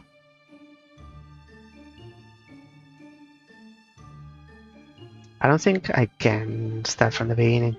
So if we continue like this, this is our deck. We don't have these cards. These are cards. Each character is 1 card. 1 character may appear more than once.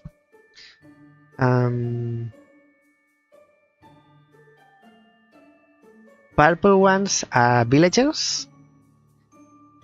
Yellow ones are outcasts. Is it correct?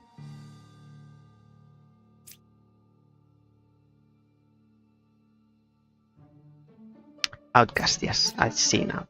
So this is purple is villager, yellow is outcast. Now I see what it says, and the red ones are the bad ones. This is a minion, this is a minion, and this is a demon. I didn't notice much the difference between a minion and an evil, but there's that distinction.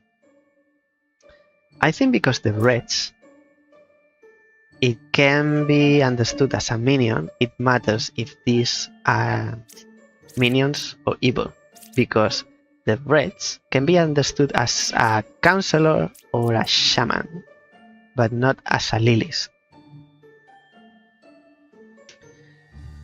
It's complicated from this point.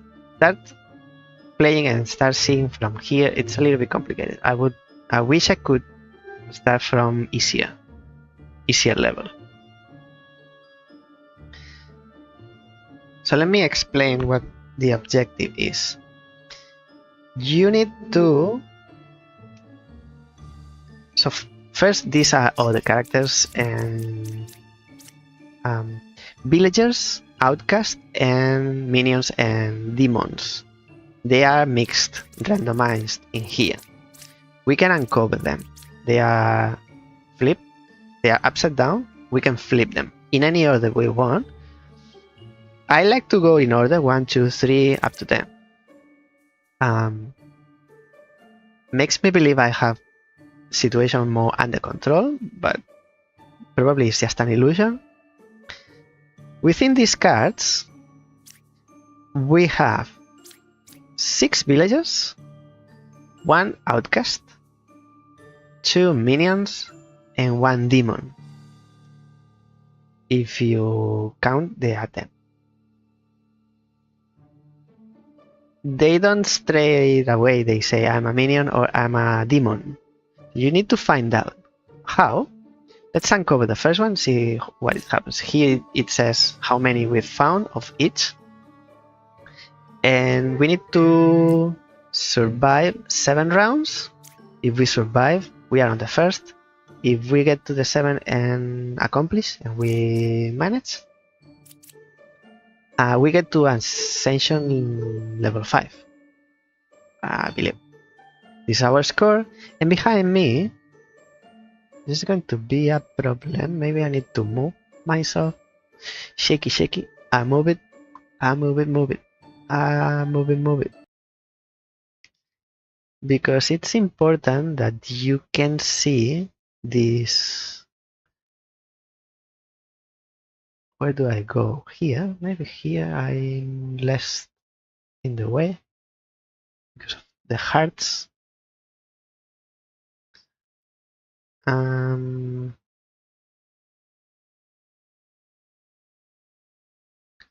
Cycle day night. I'll come in here. Let me do this.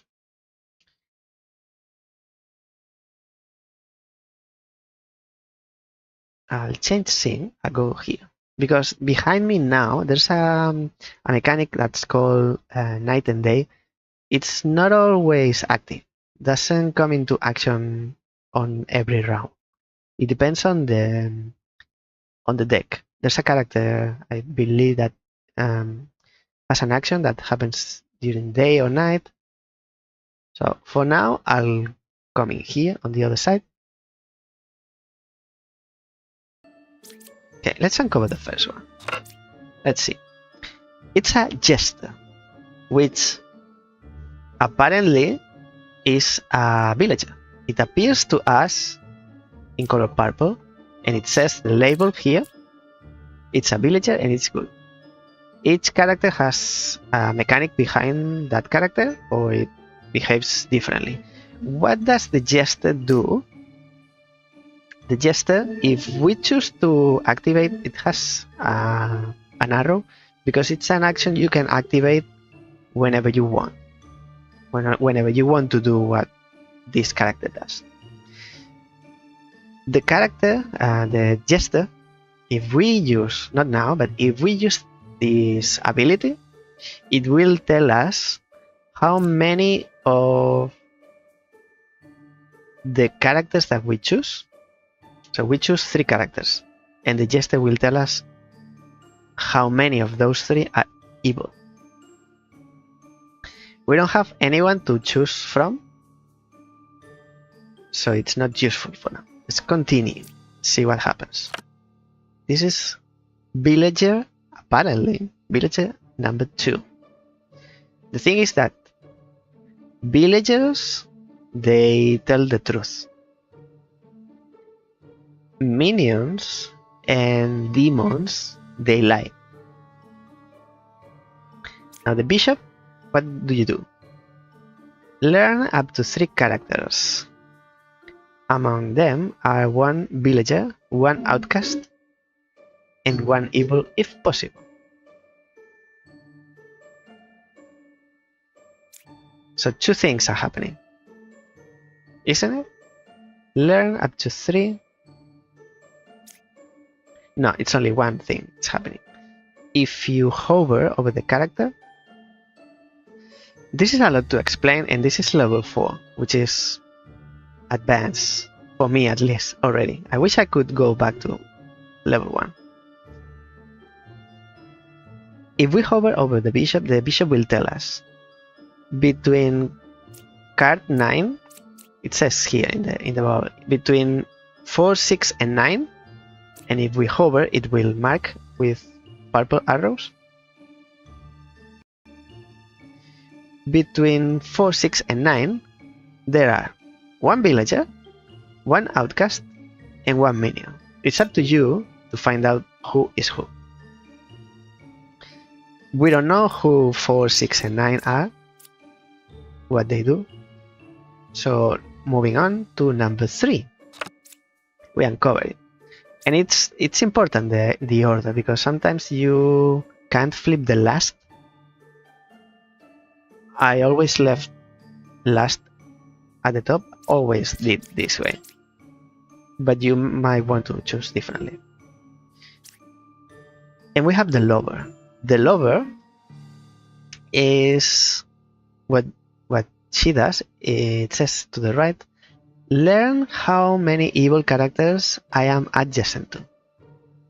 And now it's telling us that the lover, as a villager, apparently she's a villager, we don't know. We need to doubt everything. Learn how many evil characters I'm adjacent to. And if you hover over some words, it will tell you extra information like learn and evil. What does it mean to be evil? What does it mean to learn? Or what does it mean to be good or a villager, etc. I am adjacent to one evil. So either 2 or 4 are evil.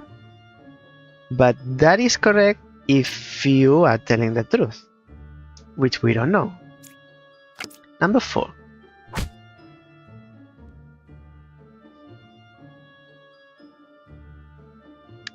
That has happened. Killed by the demon cannot be rebuilt. So the day and night thing is happening because we have... this is complicated. So we have a card in our deck, which is here. Let me find out which is...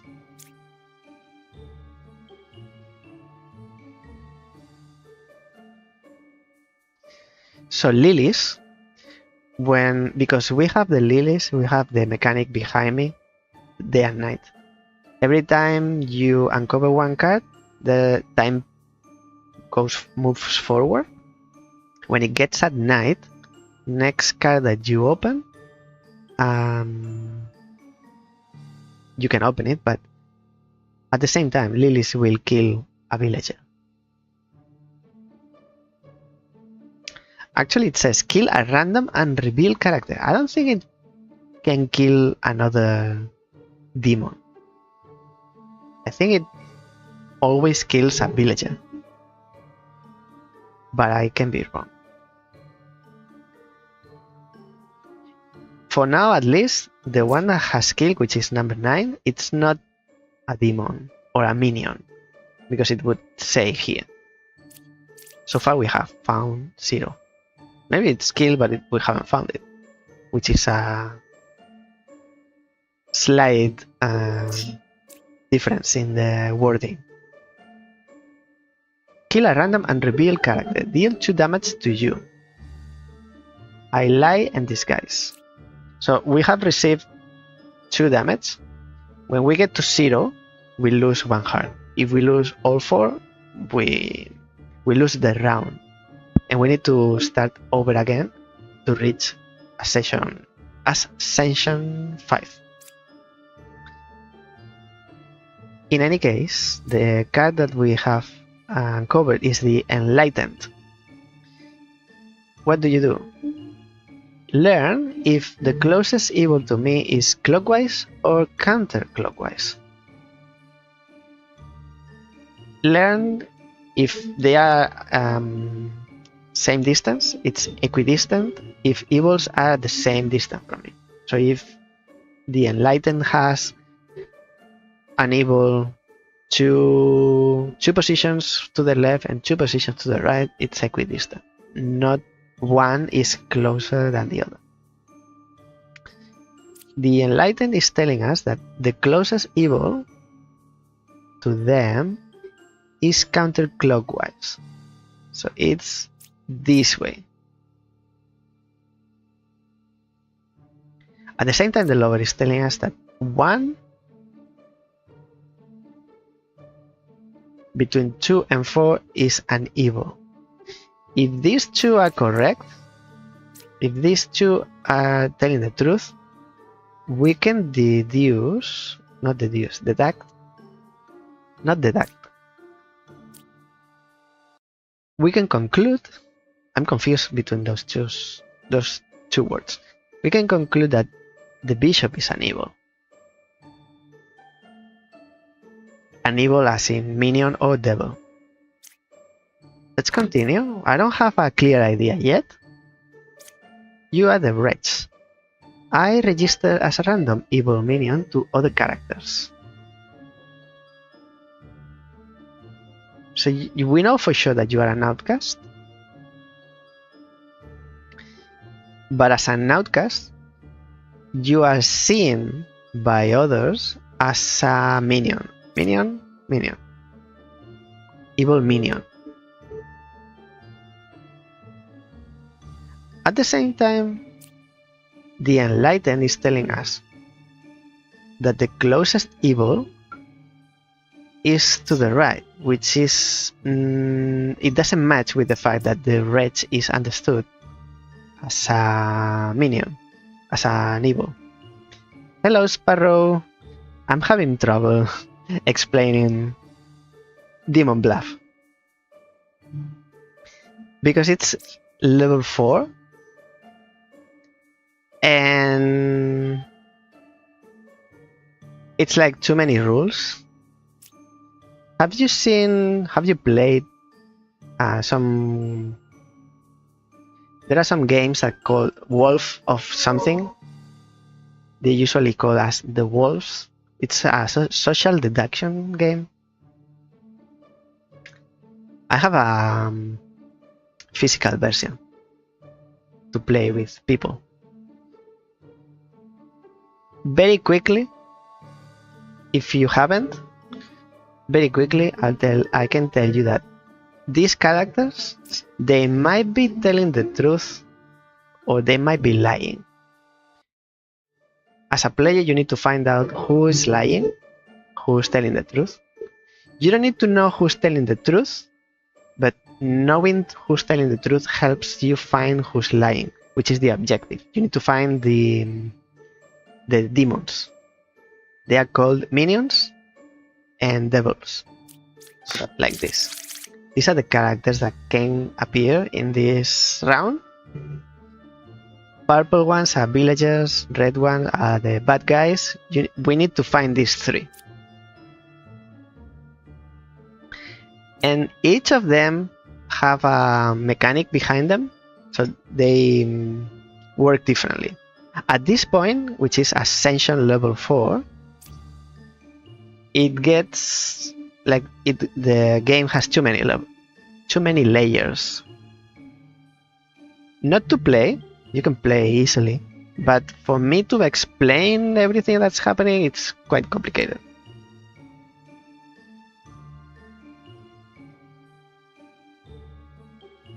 Because on top of the deductions,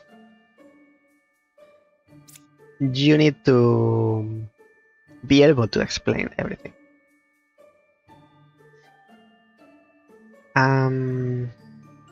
We were with the wretch.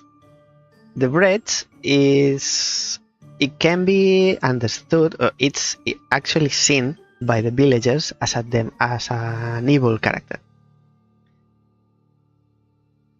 Yes, I think it's best. I was hoping, I don't know if I can do it from here. I mean, I can remove my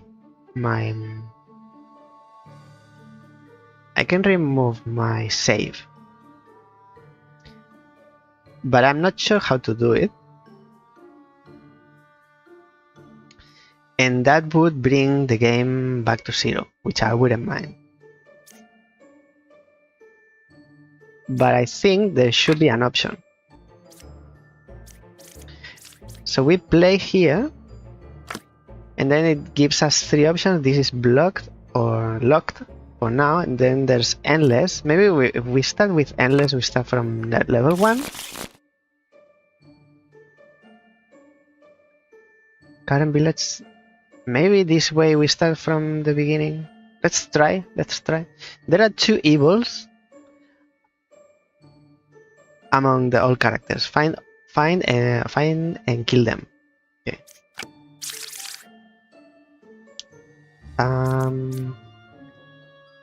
It looks Now this, it looks a little bit simpler, but it's not the beginning either. No, because here is talking about corruption, and there are states. Characters can be corrupted, can be poisoned, I think. Poison or DC, I don't remember. If we keep playing, this is corrupted. We can see the alchemist was it. This one corrupts the characters, which means that if they are good characters, like they say the truth, if they get corrupted, they are still good characters, but they lie instead of telling the truth. They lie, but they are still good, so they are not one of those we need to kill. It's quite complicated to explain. But if you start from the beginning, which I recommend, you get into the loop of all the rules and it keeps building up, and it's much easier to understand, and it's pretty fun. It's not finished, in case your interest is piqued. It's not finished, this game. It currently is in playtest, so you can request from Steam, you can request to join the playtest and you can try it.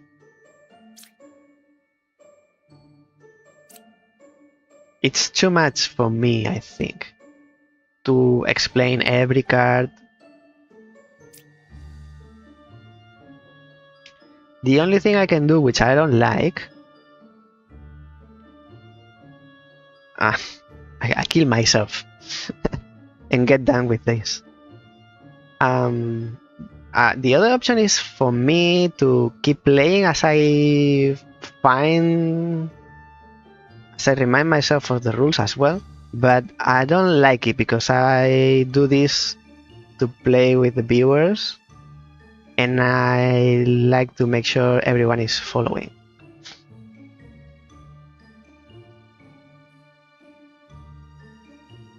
This one looks like a character from Hollow Knight, now that everybody is playing Hollow Knight.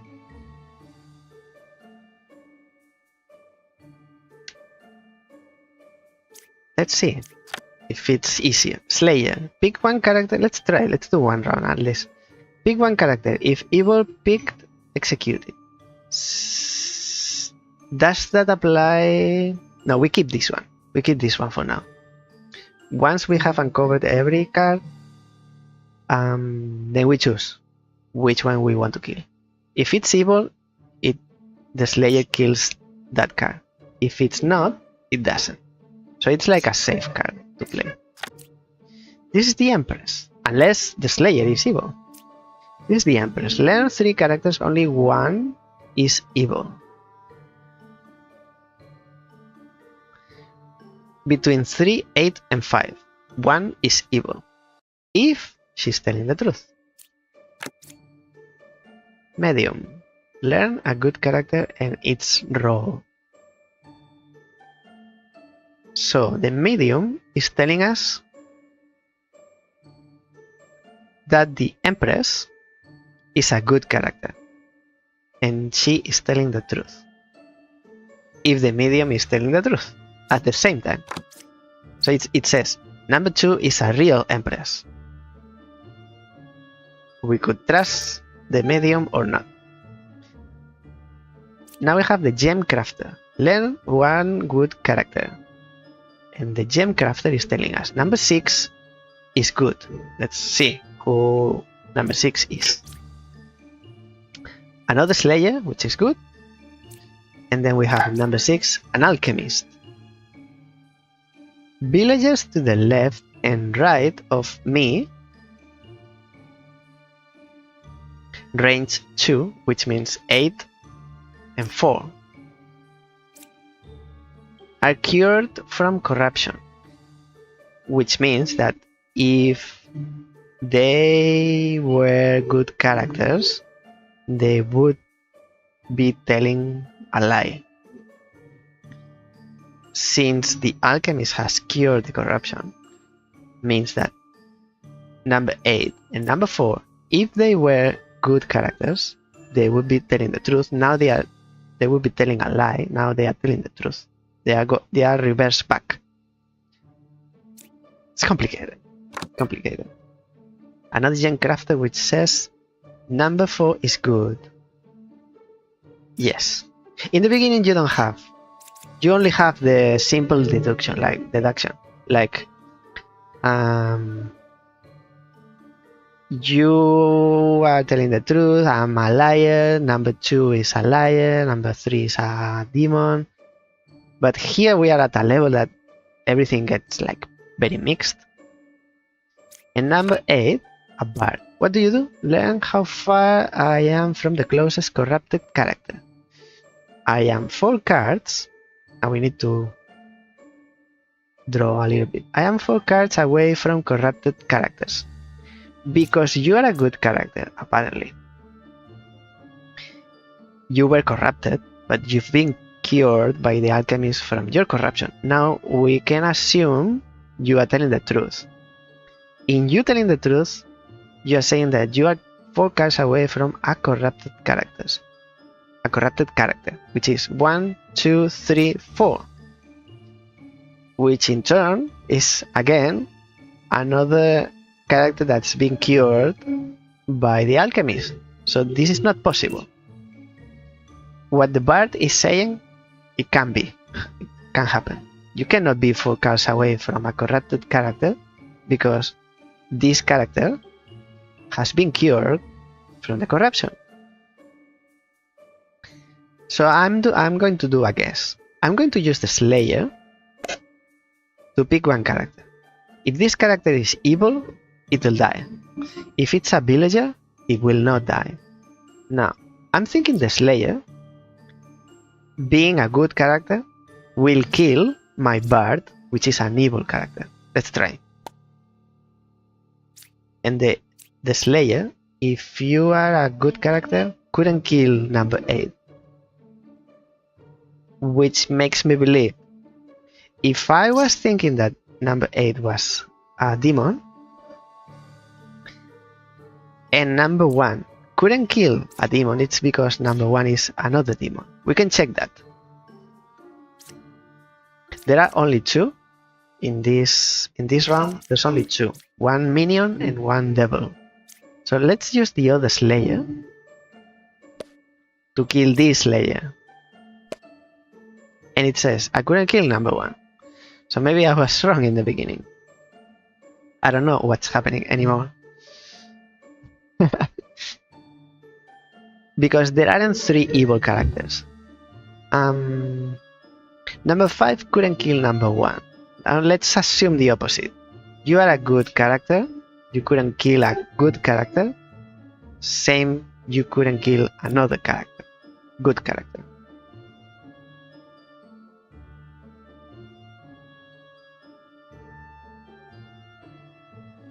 Which makes me believe that you haven't cured this corruption.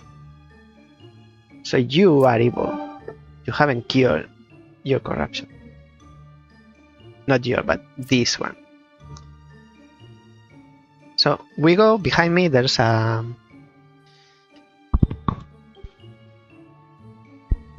button to start killing. Let me show you. This red sword, you click in there, and now we can kill someone. I'm going to go for the alchemist because I don't think you cured any corruption, and in this case I'm correct. I'm right. These puka disguised themselves as an alchemist, because you didn't cure any corruption. So this is correct now. You are 4 cards away from a corrupted character. This character is corrupt, which means it's a good character, but it's telling a lie. we don't need to kill them for lying. Because it's not their fault, they've been corrupted. What they are saying is, number 6 is good. Now we know that they are lying because number 6 is not good. So you are safe.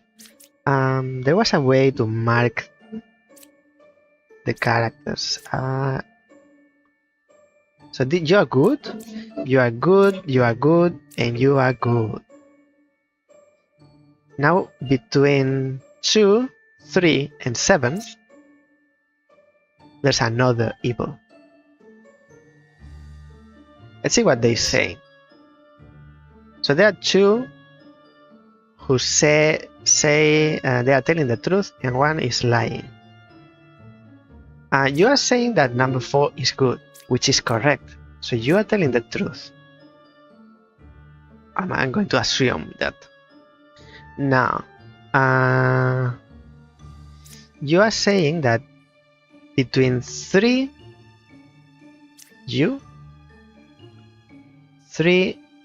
5, and 8. We know 5 and 8 are good. So it only leaves number 3 as an evil. If you were an evil, you would be lying. But you are saying that number 2 is a real empress.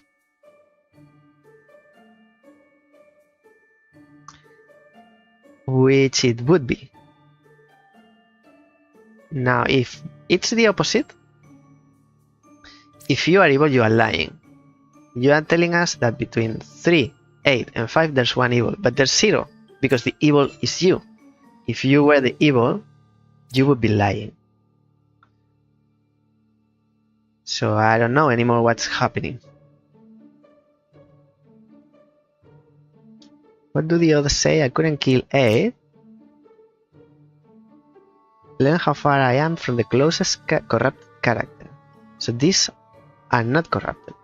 If they lying because they are demons. Indeed. Indeed.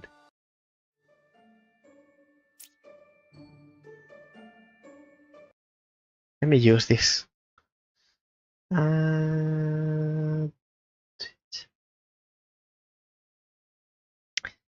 Did you know that there are channel points that you can use?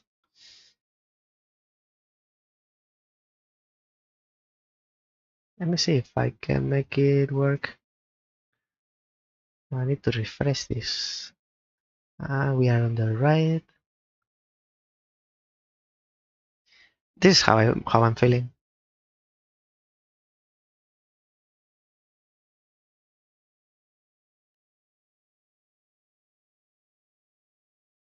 There's only one? No, there's only one. I need to add more to that.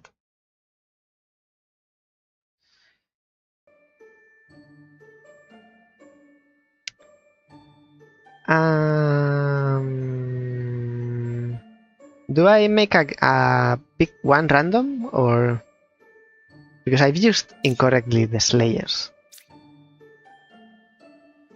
You're saying that you are 4 away, so you are not lying. If you are lying because you are bad, you say that you are number 4 is good, number 4 is good, 6 is good, but you are lying. 6 is good, 6 is not good. You cured 2 corruption, you did nothing.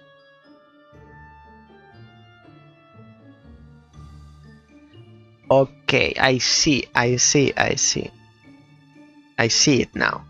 Since you were evil, you didn't cure any corruptions. So you didn't cure this corruption, and you didn't cure this corruption. Meaning that you are not.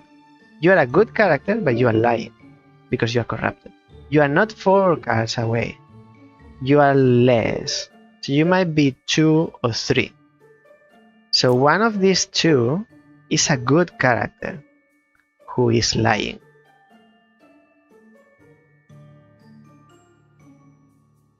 So it's 50-50. You might be a good medium that is saying that number 2 is a real empress when you are not.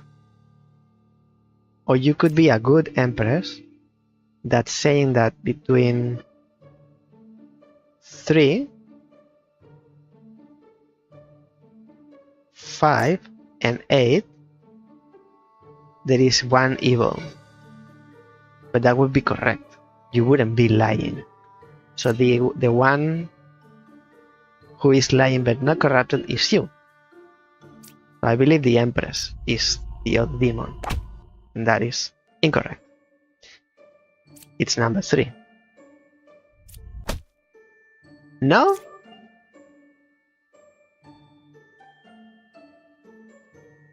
Evils win. This one?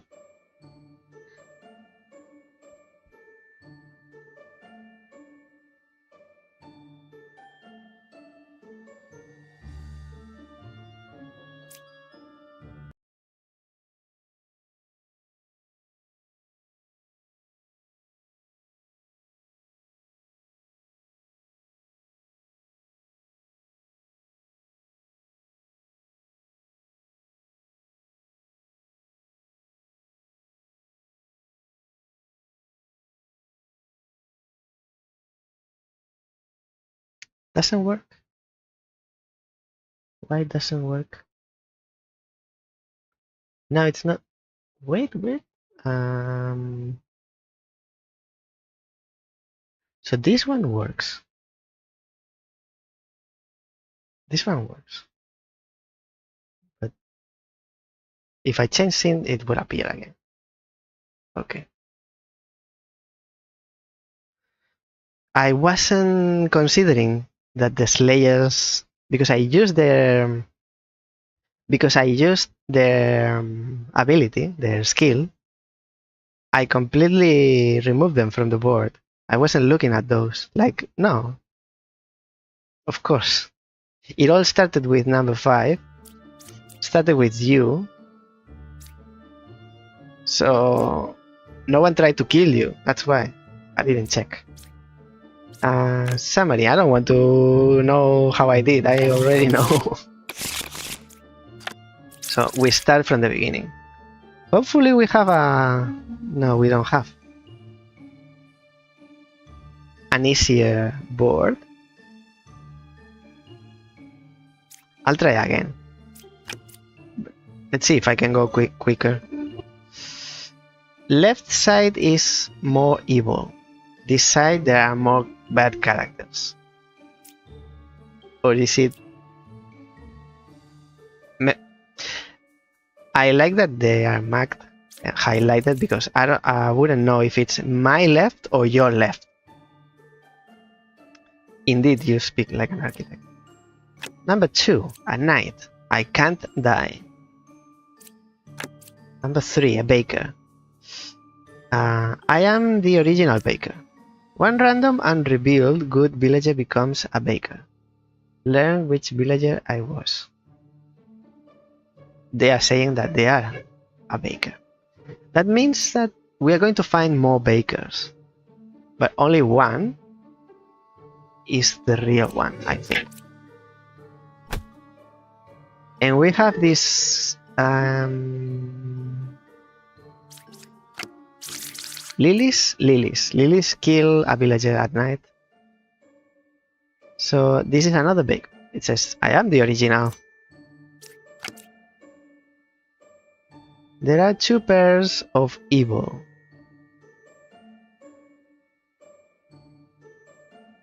It cannot be. This means that 2 evil cards are together. So they are a pair. But since we have 3 evil, unless it's considering the one in the middle sharing the pair,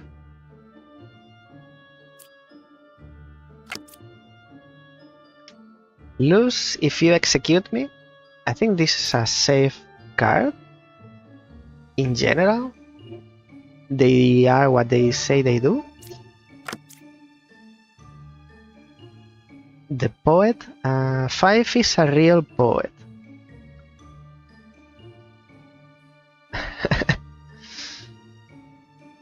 There are 2 for now.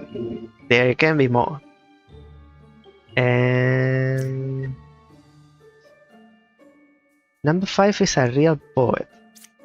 There are 2 pairs of evil. I don't think anyone is a villager. They are all lying. They are all devils. I am 1 card away from the closest evil.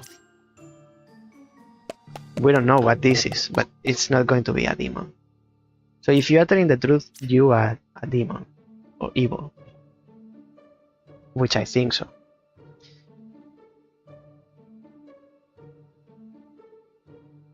But that would mean that number 5 is not a real poet.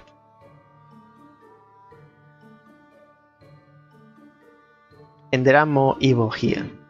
3 in total out of 5.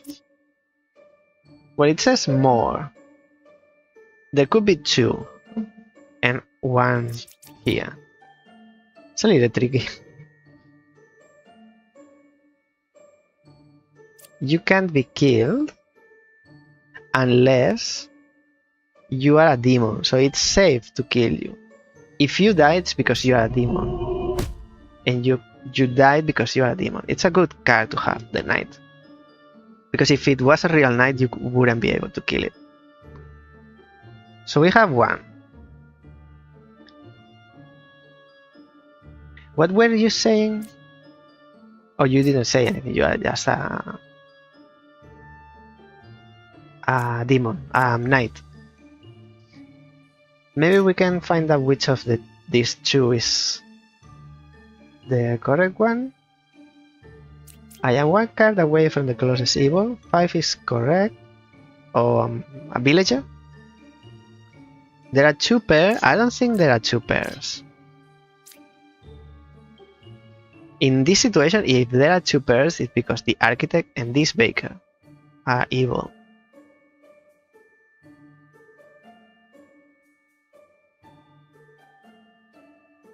But a pair, it means they are together, like next to each other. So they can't be a pair.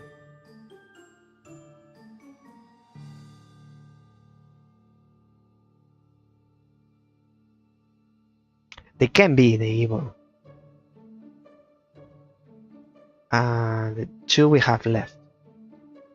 Because for sure you have to be a villager. If you are a villager, you would be a demon.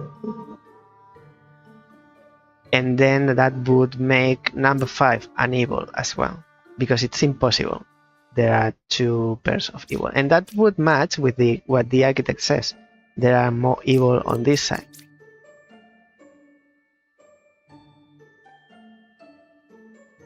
No, it means they are together, like next consecutively. But I'm going to trust you, because if I'm wrong, I'll be able to blame you. I'm going to kill this poet, because the hunter says I'm next to 1. It's either you or you. So, you see, I was right. I was right because I killed the poet, not because you said it. Wink, wink. So, you are a real villager. You said you were next to 1. And you were saying that number 5 is a real poet. Because now we know you were lying, we can kill the other poet. And the other poet was a puppet. I disguise as a villager. I don't lie.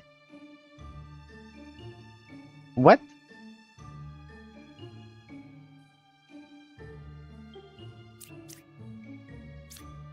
Now I'm confused.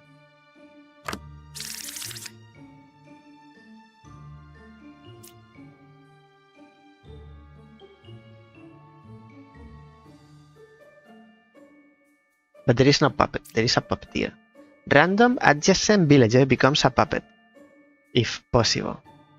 It's evil, but cannot lie. So it's the opposite. It's like an evil card corrupted. So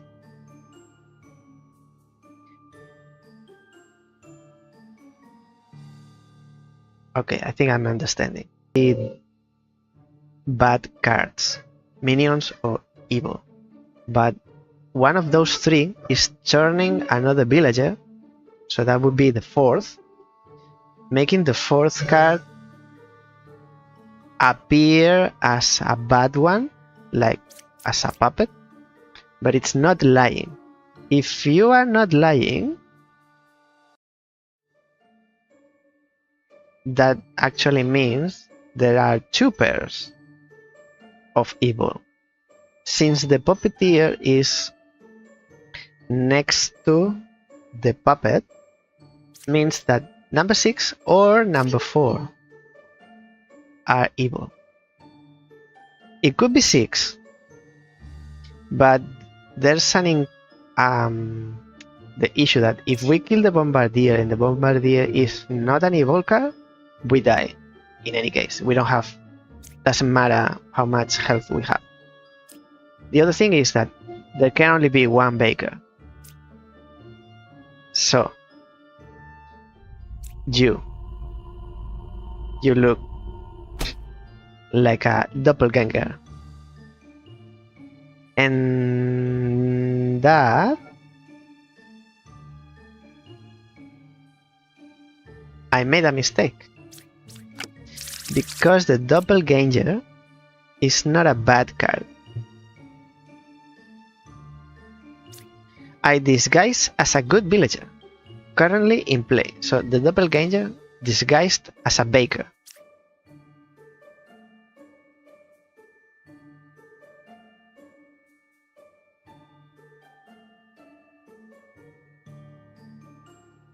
It's complicated because there's only one baker, but there can be two if the doppelganger turns into a baker.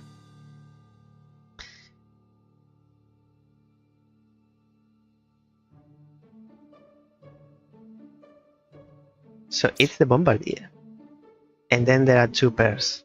There's actually two pairs. So it wasn't a bombardier, it was a puppeteer. And there are two, indeed, two pairs. This is one pair, and this is another pair. I wouldn't understand this as a pair. This is a trio. And two pairs are 4 cards. That's how I see it. So it's not correctly worded, but these are the rules of the game. As long as it stays like that, and we understand what it means to have two pairs, all evil characters have been executed. Next. I'm almost dead. It's getting too complicated. I thought I would be able to start from the beginning, but I don't think I can. I feel I'm doing more a disservice to the game than. I promise you that if you start from the beginning, it's very fun and you understand what's happening and what's going on. At this level, I think it's too overwhelming. I have played before, like 2 months ago, once for a couple of hours, and I'm having trouble. So if you see this for the first time, I don't think you can follow what's happening, at least in an entertaining way. See if we have a easy run, but we have time, but not sure.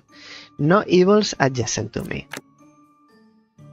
And we don't have any lily, so we'll uncover every card.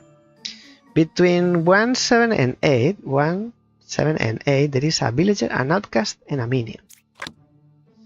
Between 6, 7, and 8, 6, 7, and 8, there's a villager, a minion, and an outcast. So the bishop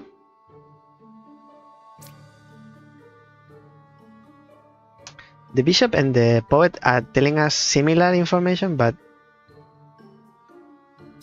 the poet the mechanic is different. But as a result, by chance, they are saying similar information. The only thing that matters to me is that I was right about the poets.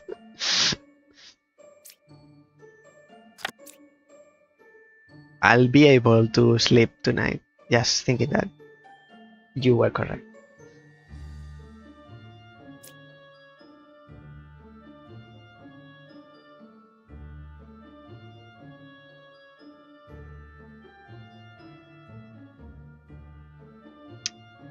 What can I tell? I show you this.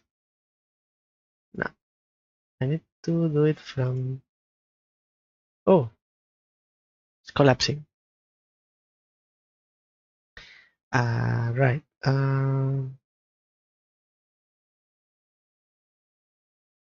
Let's celebrate that you were right.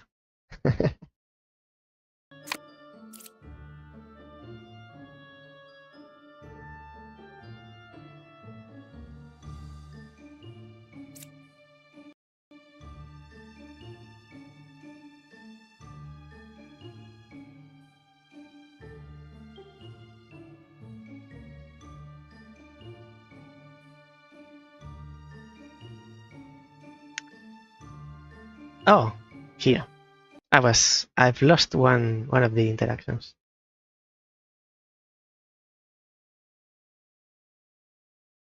It's too slow. This actually they are not meant for me to use them. That's for viewers to use them. But thank you. You saved the stream, as you always do.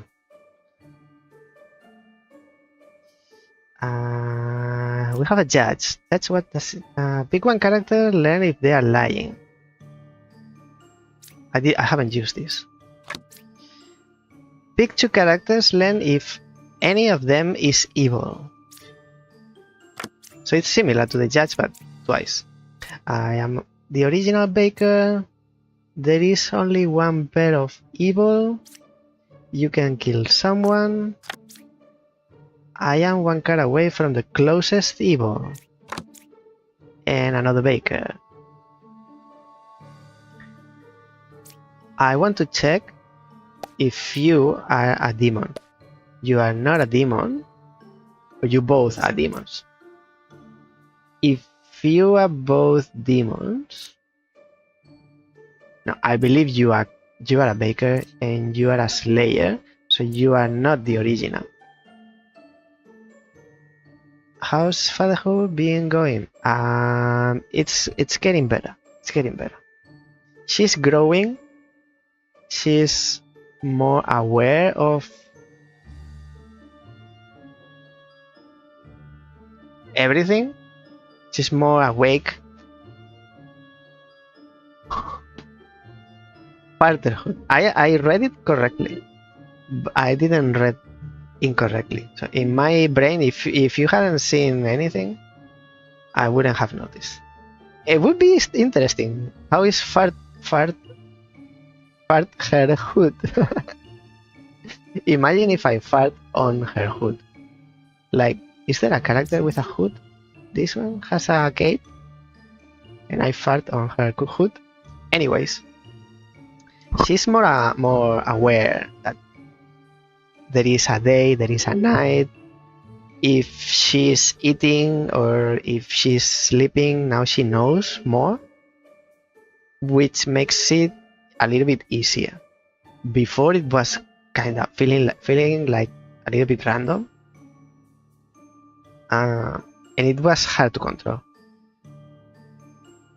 Now we can check if she's been 3-4 hours without eating. It's more settled.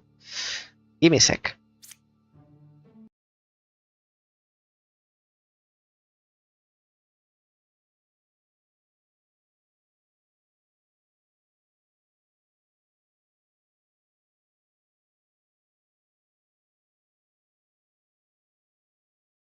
I'm back. And she looks happy. She's smiling a lot. She's not talking, but she vocalizes sometimes when she's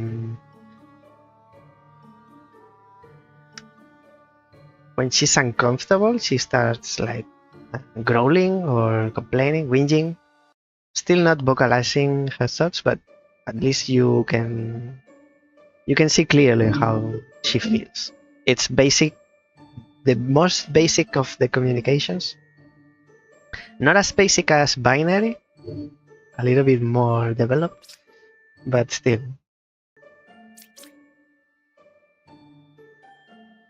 And we are giving her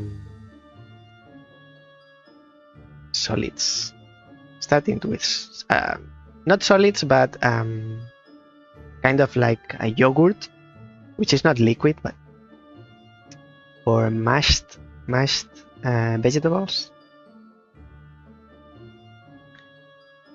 I don't know why she smiles so much with all the vegetables she's eating.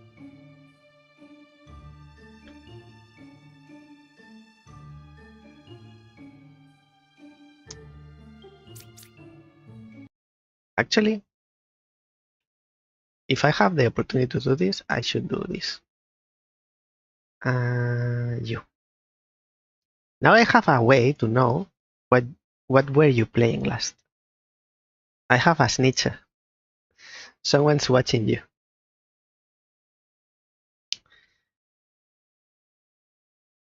They last played Grand GTA 5. Of course, indeed, check him out. Well, they are a bird, so might be, I don't know if they are female or male or female bird. So check them out.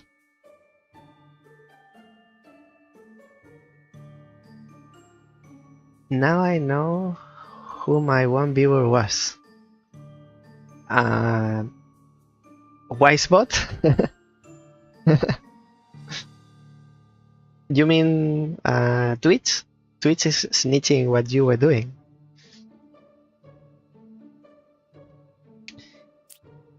Learn if they are lying.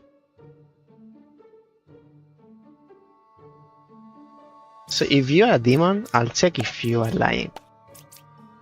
Number 6 is saying the truth. And then I can check on the judge.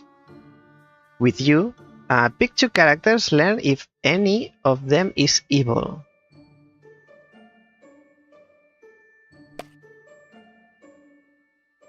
Also in this game, the language, not the language, yes, the language, but at the beginning, at level 1, villager is good, demon or minion is evil. As you move on and you get to more difficult levels, this is not the language, it's a categorization. It gets gray. It's not black and white, it turns to some grayish area. And sometimes I kill someone incorrectly. I was pretty sure 120% that you were a demon. And then I kill you and you were a villager. And then if I check what I understood wrong, and then I come up with the conclusion, oh, because you were good, but you were lying. But you were lying, you weren't evil.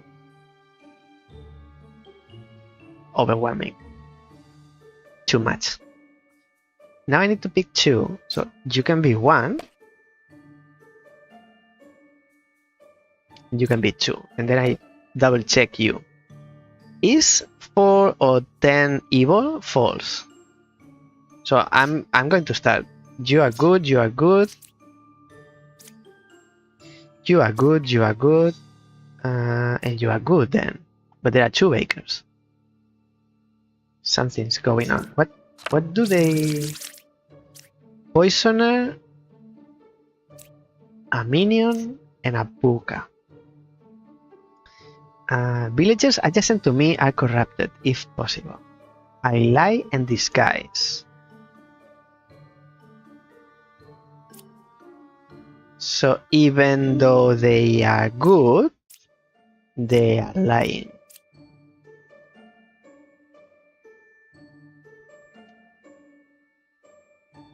And the outcast?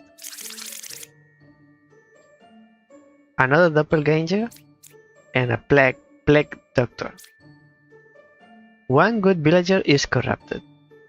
So, with this deck, with these cards, you are telling me that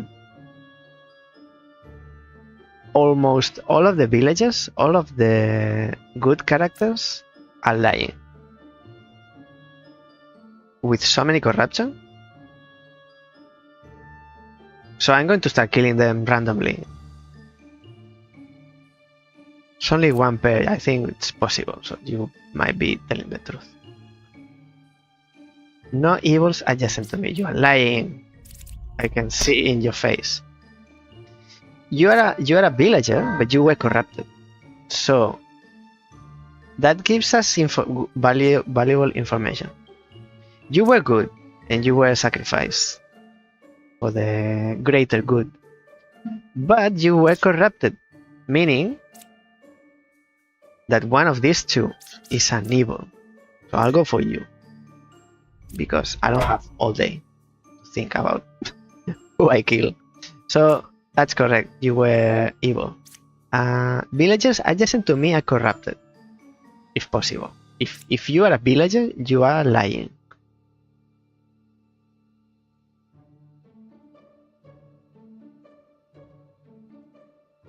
How many more? 2 more?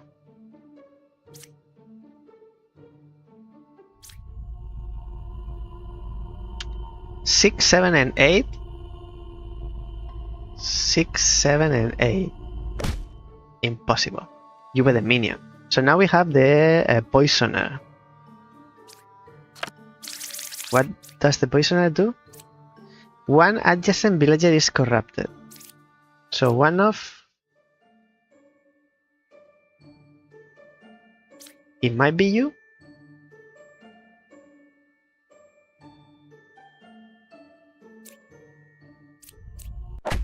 And that is correct. So you were corrupted. I'm not sure how this works, because the Slayer characters say the truth, or they lie or tell the truth. But when it comes to an ability, a skill, I don't know if that affects the being corrupted. So if the Slayer is corrupted, how that does affect? I'm not sure about that. All evil characters have been executed. We can go to the next, yes. It's only one problem. I think this is too complicated for me to make viewers follow. I think by now you are starting to understand.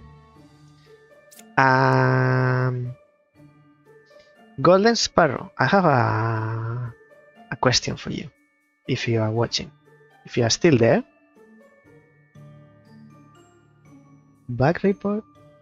Enter draw mode. Oh, this is good. I didn't see this last time. So I don't need to use my virtual board. So you are saying you and you. This is like a football board.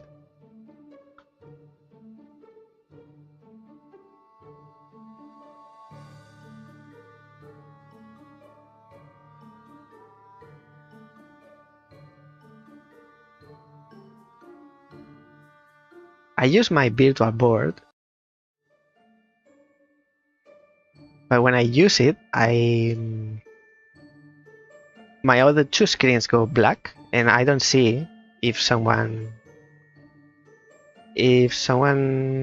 types anything in the chat. I'm not able to see it until I close the virtual board. Okay, this is I found the demon, so I think it's safe to say we saved the day.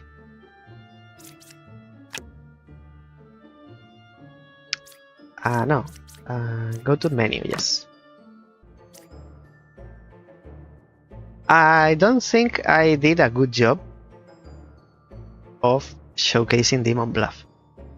I promise you that if you start from the beginning, it's simple and understandable, and you can follow, and because you can follow what's happening, the action, you can enjoy what you can make deductions and understand what's happening. At this level, I think not even myself I'm understanding what's happening, because it's too many conditions, too many actions. If it's corrupted, if you are lying, you are evil, you are good, but you are too many conditions. Exit. I encourage everyone watching that to try it, to check out the playtest. If there's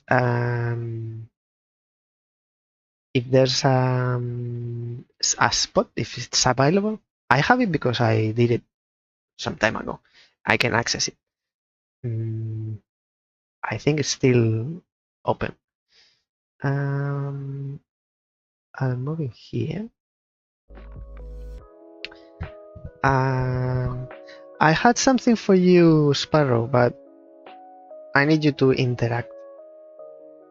I need you to give a sign.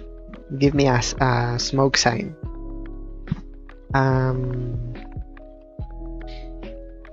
This is the end of the stream today. I'll remind everyone that if they... Let me see if I don't forget everything. This week is the second anniversary week celebration.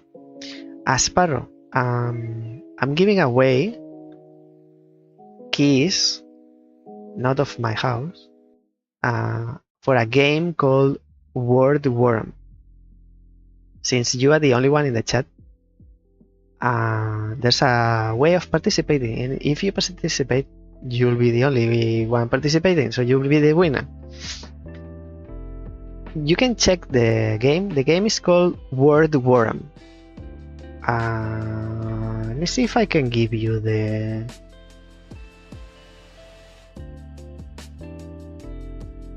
Let me find you. You can search on Steam. I don't know if it's your type of game.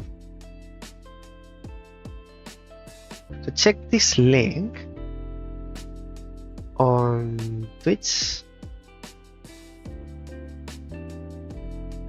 Check this link, and if you think it's your type of game, I can give you... I mean, you'll be the winner of the giveaway. No, I'm not giving you directly, but if it's not on console, I won't be able to play it. Damn it. It's on Steam.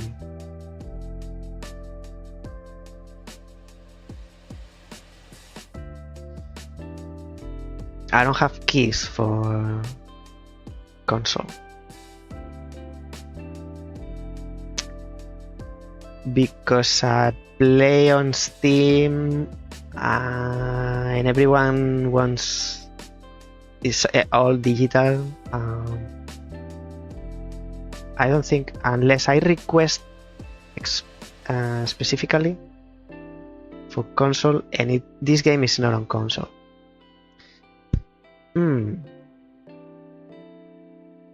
The alternative is that you participate in the giveaway and you give the code to someone that you want.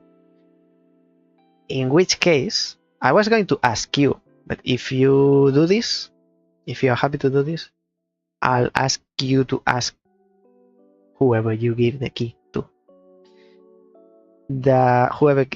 If I give you the key, I'll ask you to ask the other person to give them a review, at least for in appreciation for their kindness of sharing a key for their game. And I tell everyone, every time I do a giveaway, which this will be the third time, I'm asking to give them a review in return.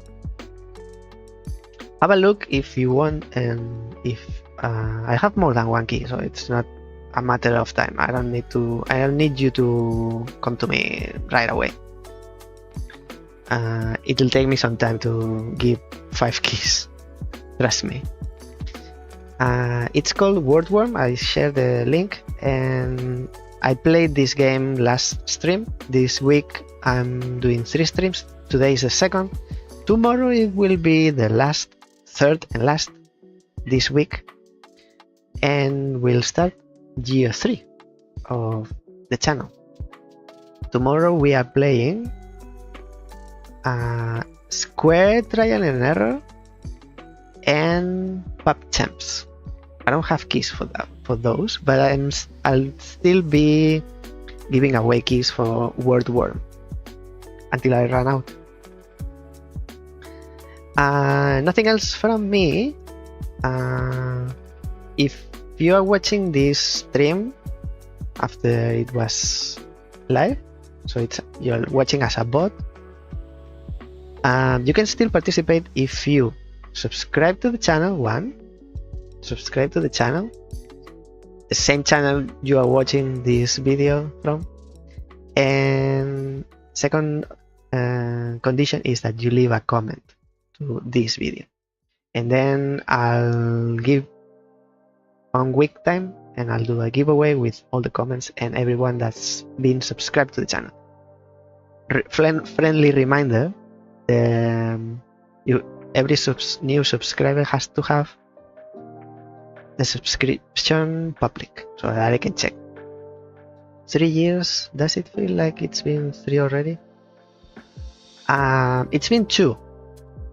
So this week, actually yesterday, we completed the 2nd year, and today's 5th. Today is the start of the 3rd year, but still haven't been through it. It does not feel like 3 years. It feels like more than 3 years. Actually, time flies, but I've changed so much since I started, or the way I was doing the channel when I started. I've evolved so much so quick that it feels like in a normal process of evolution it would take like 5 years or so. I feel like I've been how do you call this, kickstart or no, not kickstart. The beginning was like rushed, but not in a negative way, like in a positive. I've been through what normally would take 2-3 years. I did it in like 1. That's how it feels. Feels more than 2 years. It's strange. Anyway, I'll be back tomorrow with Square, Trial and Error, and Pub Champs. Know that the giveaway is open, and I'll tell you more tomorrow. So let's see each other tomorrow. Thank you all. Thank you, Sparrow, for checking in another day. I think you are supporting all the weight of the channel by yourself, like that statue which is holding the globe. And don't be puzzled. Thank you all for sharing your time with me. If you were looking as well, I'll see you tomorrow. Until then, bye now. Bye bye. Bye bye, baby. This is goodbye.